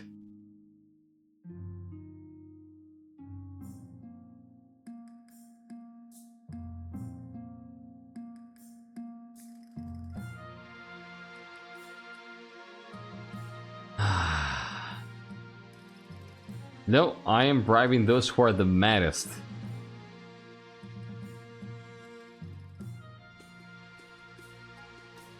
Yeah, the counts are the poorest. And so I don't think that Lumi would tax them, because they would recognize that they spent a lot of money on the cathedral. So I think that instead... Oof. How are the chiefs doing?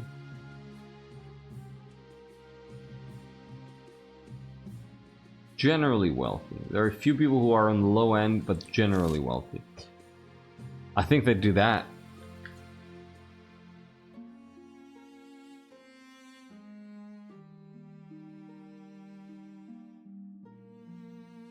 Yeah.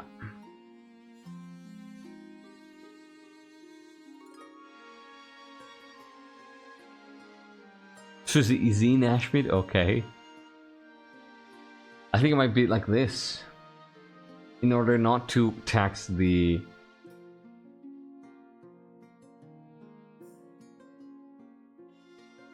poorest ones.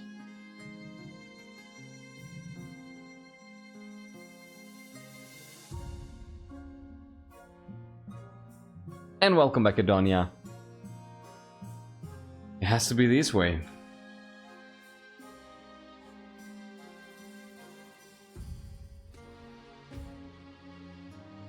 I think Lumi would do this with the idea that, hey, I know it sucks, but we're trying to save the fucking kingdom. So, let's work together. Yeah. This is dangerous, but gotta do what you gotta do.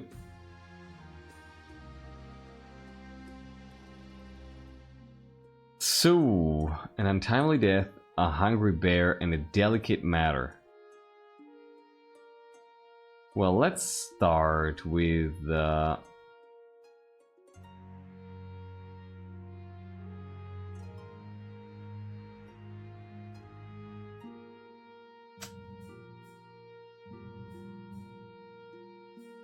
let's start with an untimely death. Murder! My parent, Baron Risk Player, has been murdered, and I know who did it. Was Grandy Kirby boss by the 9th. Don't let them deny it. Kirby, what? You just arrived and you're already murdering people? What is wrong with you? I won't deny that I killed the venerable Baron Risk Player. But it was no murder. Risk Player agreed to an honorable duel, which I won. Yeah, that's what everybody says, of course. Great God, it was no duel. It was a cold-blooded killing. What reason would my parent possibly have to duel you in the first place? The reason for any duel is between the challenger and the challengee, a private matter not fit for this council. Well... hey, tis was a duel. Do we want to imprison this Grandy?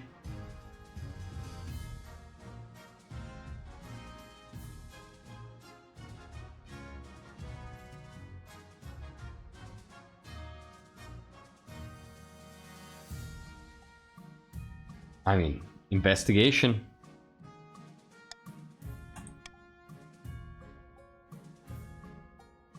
Investigation is the only way here. Yeah.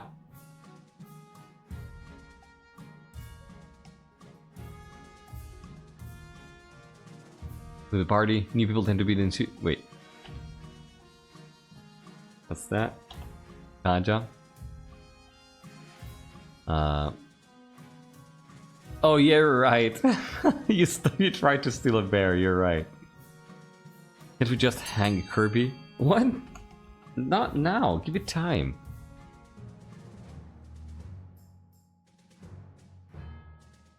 Alright, investigation it is, looks like. Let's go. Yeah, people are down for demons, apparently. Kirby boss killed my parent and I'd be right in this council chamber. What more do you need? I'll make this as swift as possible, Your Majesty. The sooner we get to the bottom of this, the better. Yes. Yes. Just to say they came out of nowhere. Oh, I see. So kind of an improvised duel. A delicate matter? What is this? As usual, Emmanuel has spent the day in his office as far away from you as the palace walls allow. But after you've eaten your separate dinners, he approaches you looking worried but resolute. This is the last thing we need. Every day being married to you brings more suffering. By the blood of the dead, I won't have it. I have to look to my own interests for a change. Lumi, I never thought I'd say this, but I want a divorce. What? Why? You really don't know? This comes as a complete surprise? Every time we talk to them, it's the same way, with you stamping down everything I wish for. You didn't even lift a finger to help the Eastern merchants when they were in need. This was never going to work. It's over now, for good or real. I called for the Archbishop to witness the divorce ceremony. You've never seen this? Oh, we've had it a bunch of time. Yes, well, good evening, Your Majesty. I know this is awkward, but I'll ensure it all goes as smoothly as possible. Archbishop, surely you can't support this. Your Majesty, I care about the kingdom. And King Consort Emmanuel was very convincing that the kingdom is better without him being married to you. Alright, let's get this done. Your Majesty?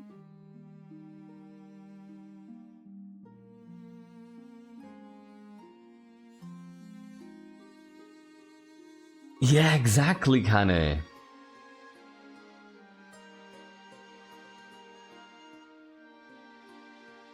Oh my god. We literally haven't been in the same room together for months, and me wanting a divorce surprises you? Yeah. God.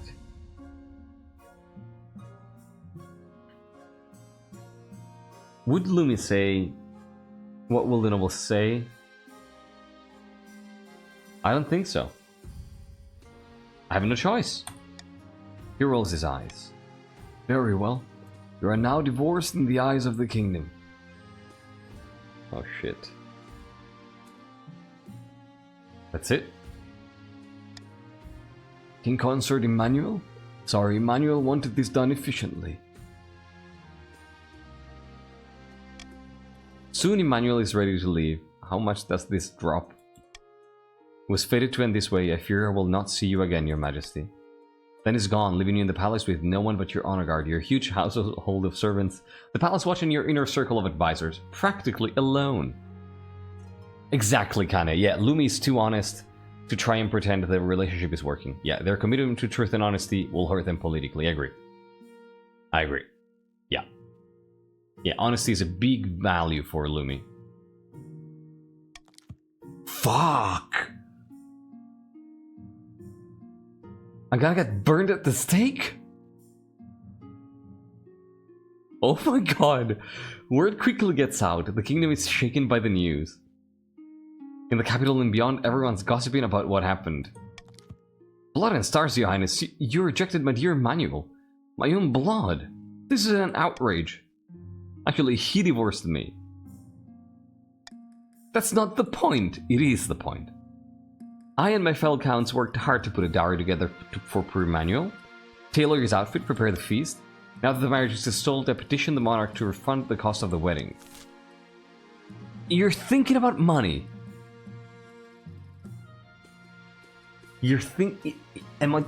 All this you're thinking about the money. Oh my god, this is actually...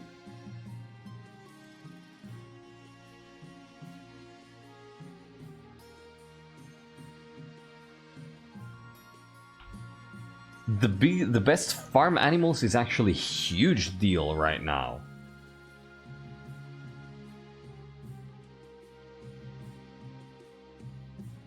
You know? Like, that's huge considering the famine and everything we were going through right now.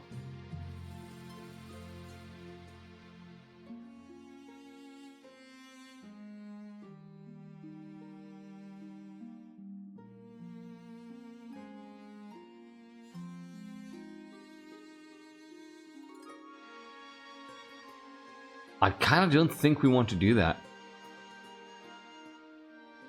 I think the monarch is absolutely resolute here that, yeah, monarch won't give anything back.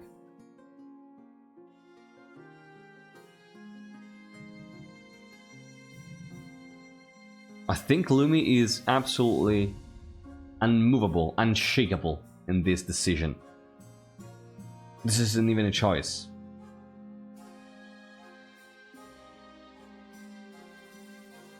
I'm not the one who asked for the divorce, right? I think the right choice is obvious. But like, this is an RP thing, right? Again, this is roleplay. I know that some people dislike veto on true choices, but I think that sometimes when it makes a lot of sense in the RP, it's justified, right? And here, this is to show, this is a moment in which the character of Lumi is comes to the surface very clearly, right? They are 100% in the belief that they are not at fault, and so they should not pay back because they did not ask for the divorce. So, in their mind, Frist should ask the money back to Emmanuel.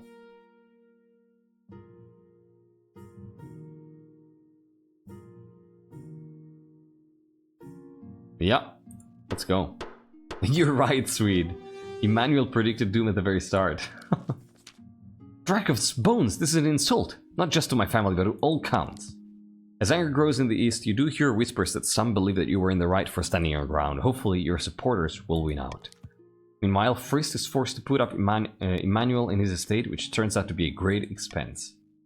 He may annoy his fellow counts trying to make things better for the poor, but that's no longer your problem. Exactly. I completely agree, Lurks, yeah. Letting players have agency is a good convention, but like all conventions, it can be broken to good effects. Right? You have to... how do you call the drop thing? You know what I mean? Oh god, what's it called? The thing that the releases drop slowly one at a time. Help me out with English here. What's that thing called?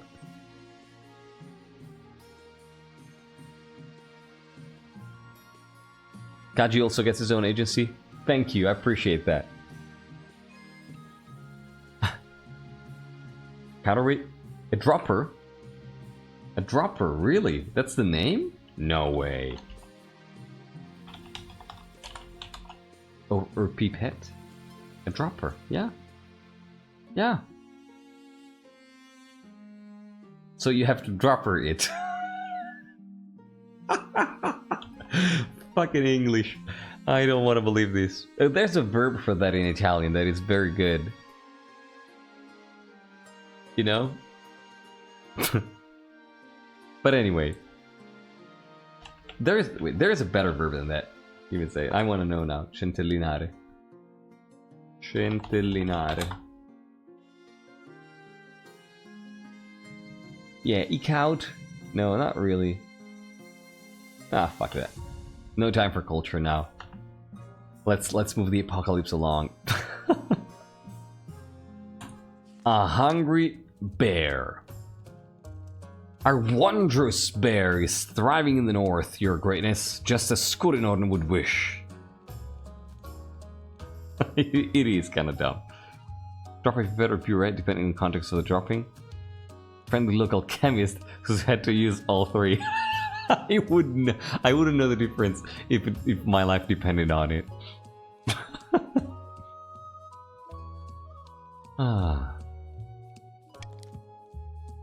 So Morgrim, you have a fellow chemist now.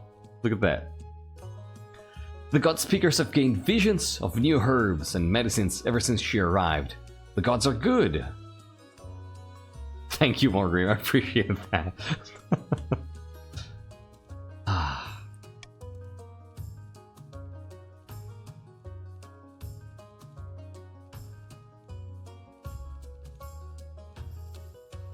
Can you share this knowledge with the rest of the kingdom? Maybe, I'd have to ask the god speakers about that. It is secret knowledge, after all. The only thing is that she's eating a lot. Our hunters have to push into the frozen wastes to find enough food to go around. Having second thoughts, are you? Might be the bear would be better in a nice cozy menagerie, huh? Well, I think we're fucked. I think we are absolutely fucked, but yeah. we are going to say, leave the chiefs to feed their own bear. I'm gonna give you money for that, and we'll see what happens. Mr. Nuke Duck, welcome in, thank you so much for joining. How are you doing? You're Grandy. What up? Who else was saying things here? It's a shame, but I'm gonna go to bed now. Yeah, no worries, Shiny. Thank you so much for being here. Try not to get stabbed. Probably too late. Take care, buddy. Thank you for everything again. Well, I'm gonna count down from 5 here. This is probably your last opportunity to get some free money. It's 200 gold, not 500 because it's been patched. I mean, we patched it.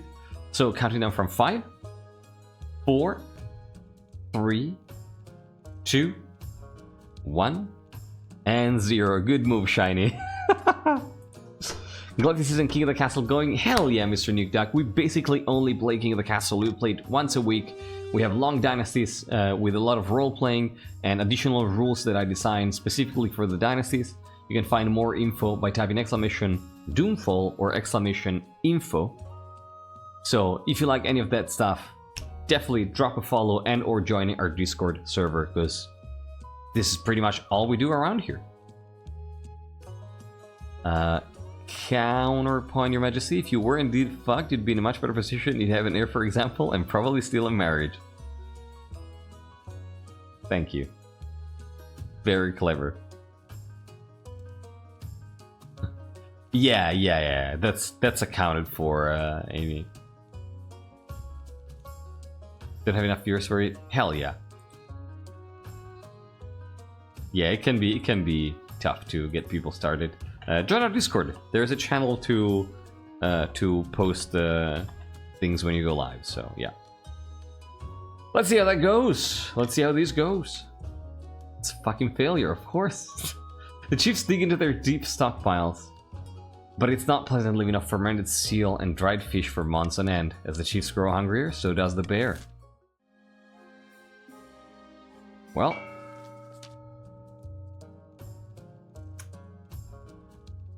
Yeah, well, I gotta go quickly through these.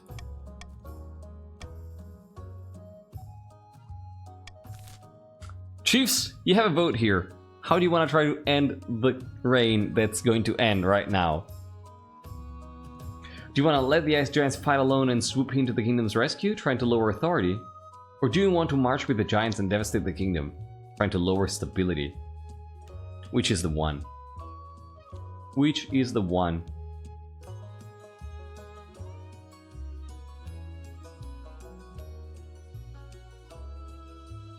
Oh yeah, you have max military.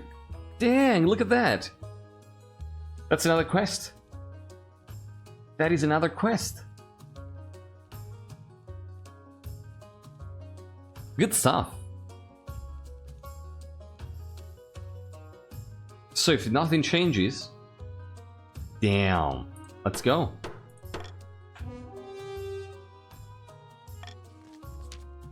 There won't be much left of the palace after this, but we'll build a new one bigger and fancier with more bones. More bones! Ale sloshes all over the floor as Chief Lemon Square teeters on the edge of a bench. Either way, we'll sort it out when we're done pillaging. For now, let's party. We do need to make sure the kingdom is sufficiently unstable, don't forget, or they'll lie or repel us, as giants or not. Well, let's go. This doesn't matter. I mean, call for unity. Yeah, there you see. Fortune's wall works. It works. It's called boiling point. It's called boiling point.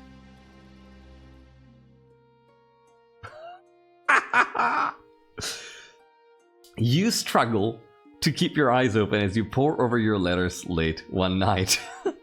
The candle burns low. Just as you're about to get a nose full of ink, there's a soft knock at the door. Good evening, Your Majesty. Did someone die? I came for a chat. I'm concerned for your safety. Yeah, the game is sentient again, yeah. Yeah, that's base game. I don't like it when you give me that look.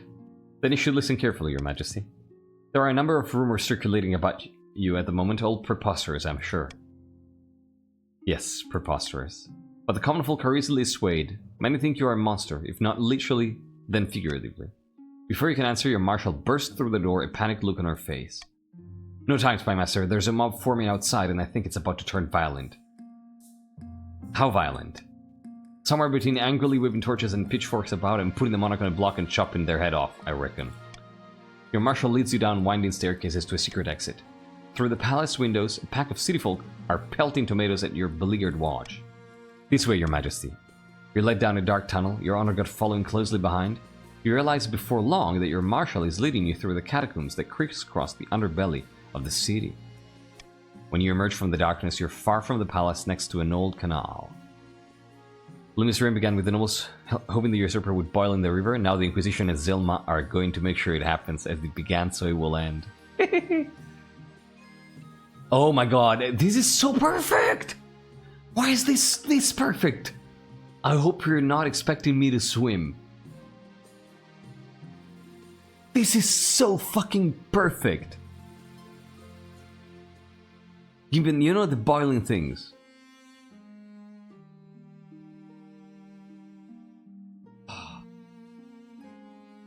This game is sentient, I tell you. Yes!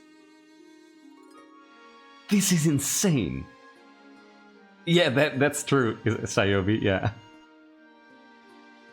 I hope you're not expecting me to swim. Not to worry, Your Highness, we will meet with the army and crush this would-be revolt before it begins. Over there, it's the Monarch! You pick up the pace, but a horde of peasants are soon chasing you down the streets, calling for your blood. As you round a corner, a familiar figure is waiting, flanked by a dozen inquisitors in blood-red, hooded robes. Can Lumi swim? I think not. Greetings, Sinner.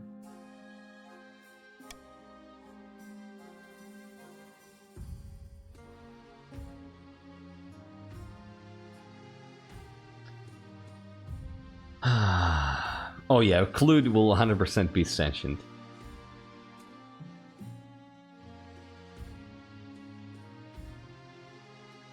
The reason with the Inquisitor is an oxymoron. Hand yourself over, not a possibility. It's either run for your life or stand your ground and fight. And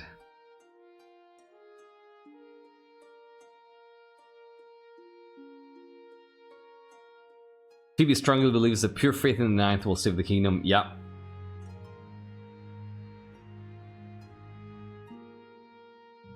I think Lumi would try to fight, to run.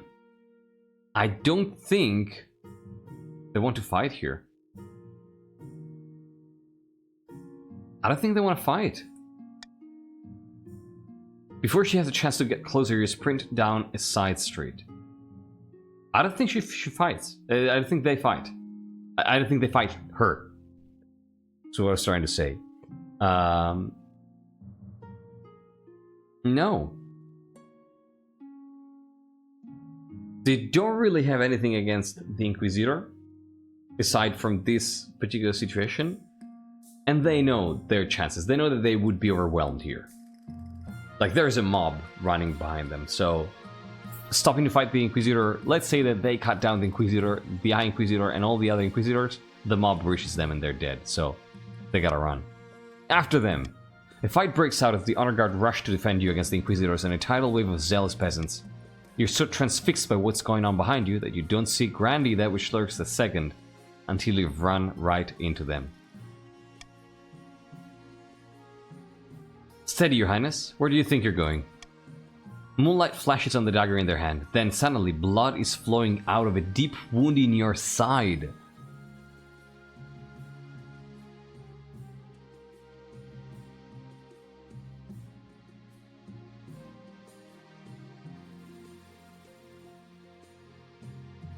Look at Lurks, you piece of shit.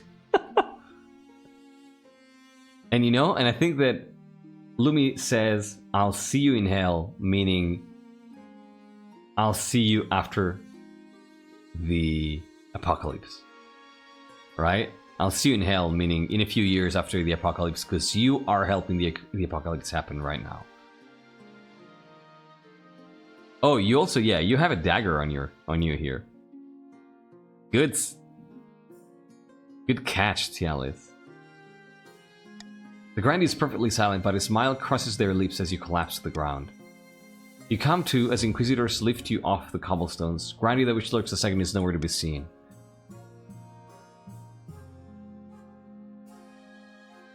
Moments later, you're being paraded through town as peasants hurl rotten fruit and bricks from their windows. By the time you get to Arles Square, a crowd has gathered and a pyre erected. Shouts of heretic, monster, and sinner are tossed around like a pigskin ball. As you're hoisted onto the stake, you notice a crowd of Grandees watching from the corner of the square. You are hereby found guilty of high crimes against the Ninth God and his followers, including blasphemy, apostasy, profanity, and treason. Do you have any last words? Oh my god. This was not in my original plans, that this stuff could lead to quests. Shit.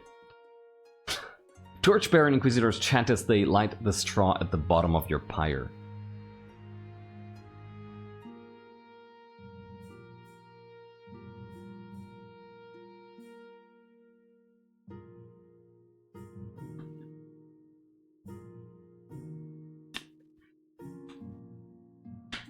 I think it's gonna be I'm going to haunt you all. With rage in their voice. The crowd gasps, then hisses. Hopefully they'll be afraid of your imagined power when you're gone. A small solace. The flames grow higher, higher until you're engulfed. Your reign ends in ash. Oh wow, I had never been burned alive. GG everybody, good game. The fiery, spectacular fate of Monarch Lumi passed into legend, an enduring lesson in the power of the Ninth Church. Yeah, that's 3 original quests. I hadn't originally intended for schemes to complete, to give the final boost to complete quests. But I guess, yeah, I guess that's how it goes.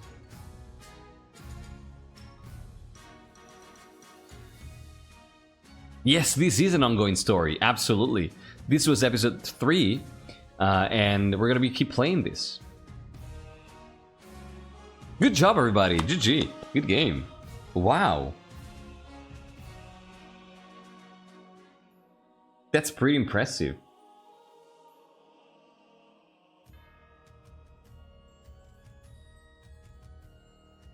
Let's continue. Monarch Lumi the Apostate. Oh my god. What season was it when it ended?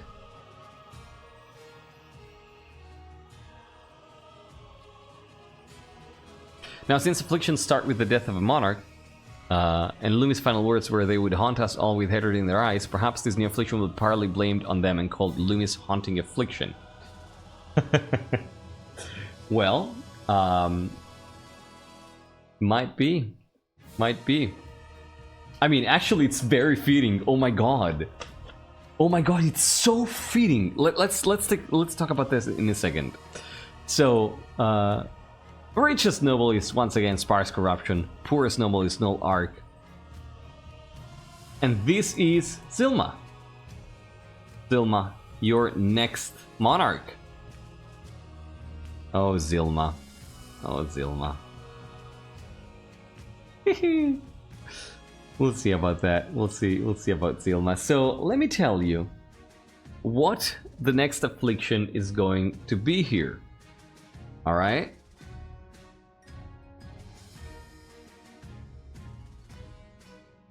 Yeah, Amy.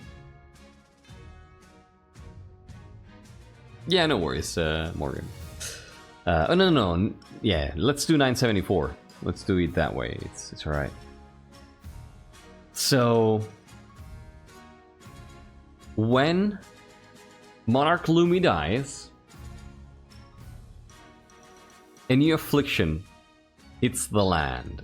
And it is so perfect. It is so fucking perfect. I have no words. So, in this new affliction... Wait, let me see if I have more extended notes on this.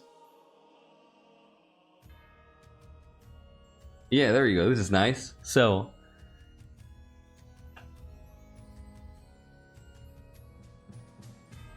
another affliction. In this new affliction, anyone, not everybody, but anyone has a chance. Anyone uttering a prayer to a being different than Sevis has a chance to at some point die horribly. So it happens that people who pray a different entity than Sevis, sleeping ember veiled in smoke, as they're praying, smoke starts coming out of their mouth, makes them cough, and then they start burning from the inside. Alright? And flames start coming out of their mouth and their eyes. And then they just burn to a crisp. Exactly, Tialis. This is so perfect. This is so perfect. With Lumi saying that they would haunt people. Oh my god. It's so good. I'm glad you enjoyed Nuke Duck. How does this play with certain members of the Inquisition who have some degree of canonical fire resistance? I mean, it's gonna take them longer to burn.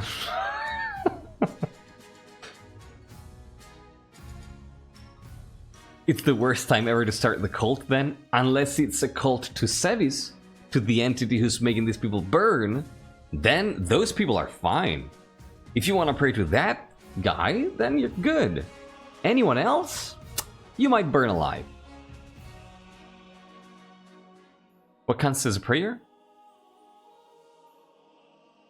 No. No, it's actively praying. Actively talking to the entity, right? Please, not God help me. You know, that kind of stuff. Or like, yeah.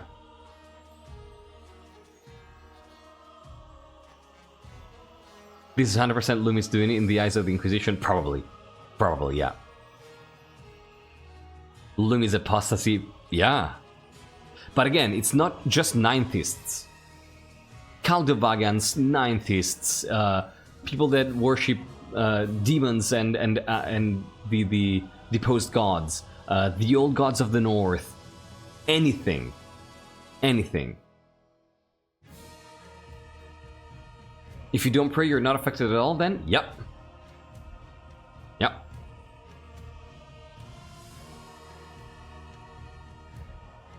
Yeah, exactly. Golems gain power through prayer.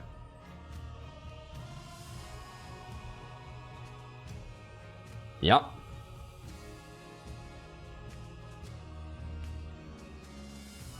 Golems work through prayers. Stop burning my minions. Yeah, Ashmid is weak. Ashmid is weak. Again, it's not 100%, right? It's not a thing where anybody who utters a prayer immediately starts burning. So, some golems will still work, like, but people are gonna know very quickly. People are gonna very quickly realize that praying to any entity that is not Sevis is a risk. Tialis, I wanted you there. Yeah, there you go.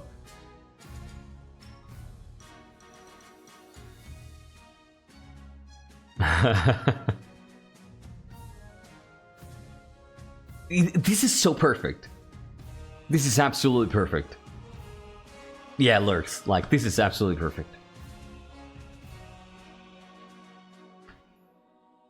Alright. This is the moment people will start seriously considering joining forces with Sevis against Zilma and the Inquisition? Possibly. Possibly, yes. Yeah. So this is your new affliction that takes place immediately after the death of Lumi. So we can probably think that the first victims happen a couple minutes after Lumi is dead.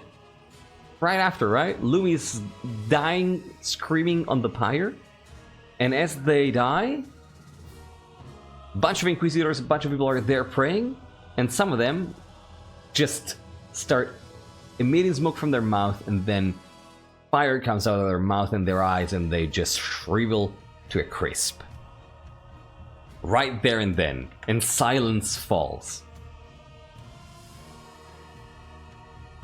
That's so good. That's such a powerful image. Like, and I imagine this like at night, right? Like this dark night, just this large square that is just illuminated by the fire of the pyre and the torches of the Inquisitors, and people looking around.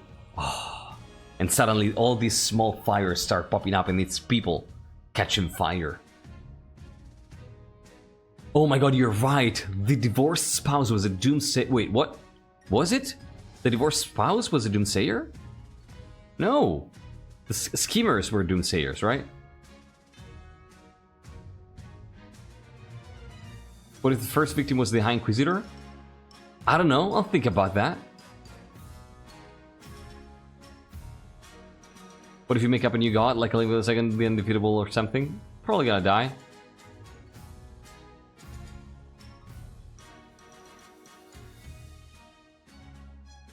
Yes, next week, Nuke Duck. Absolutely. Drop a follow. Drop a follow if you want to make sure to not miss the stream. Drop a follow. Join us on Discord. There's gonna be more episodes. One episode per week. The day is not always the same because life is a little bit rough right now. But otherwise, I tend to do it on Wednesday around this time. All right. There you go. Thank you for the follow. See you around. You have a good one. Thank you so much for stopping by. Hope you had it. Glad you had a good time. All right.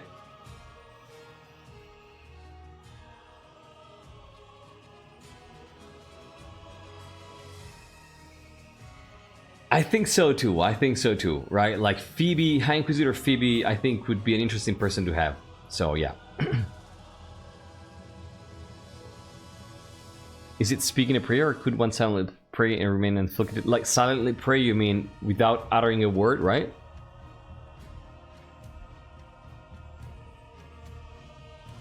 Is that what you mean?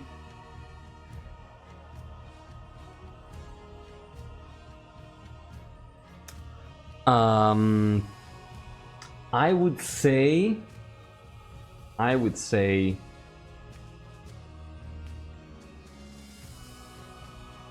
it's unclear. Right? It's one of those things that's very hard to verify, right?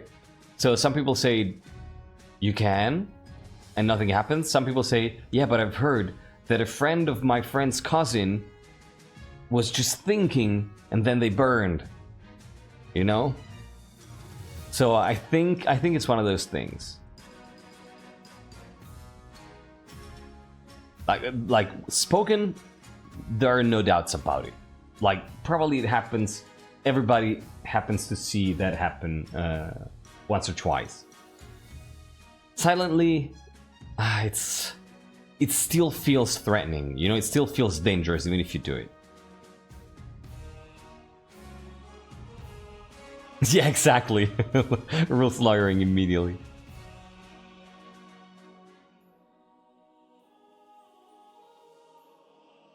Alright, so that is your new affliction, everybody. That's afflicting the kingdom right away.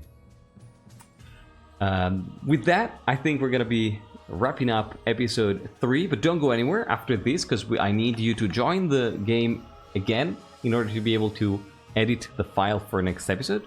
But for now, once again, thank you so much for playing. I hope you had a good time.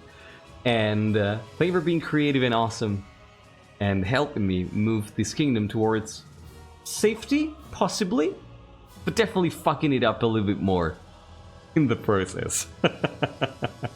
That's the end of episode 3 of the Doomfall Dynasty. I'll see you in episode 4. Thank you so much for playing.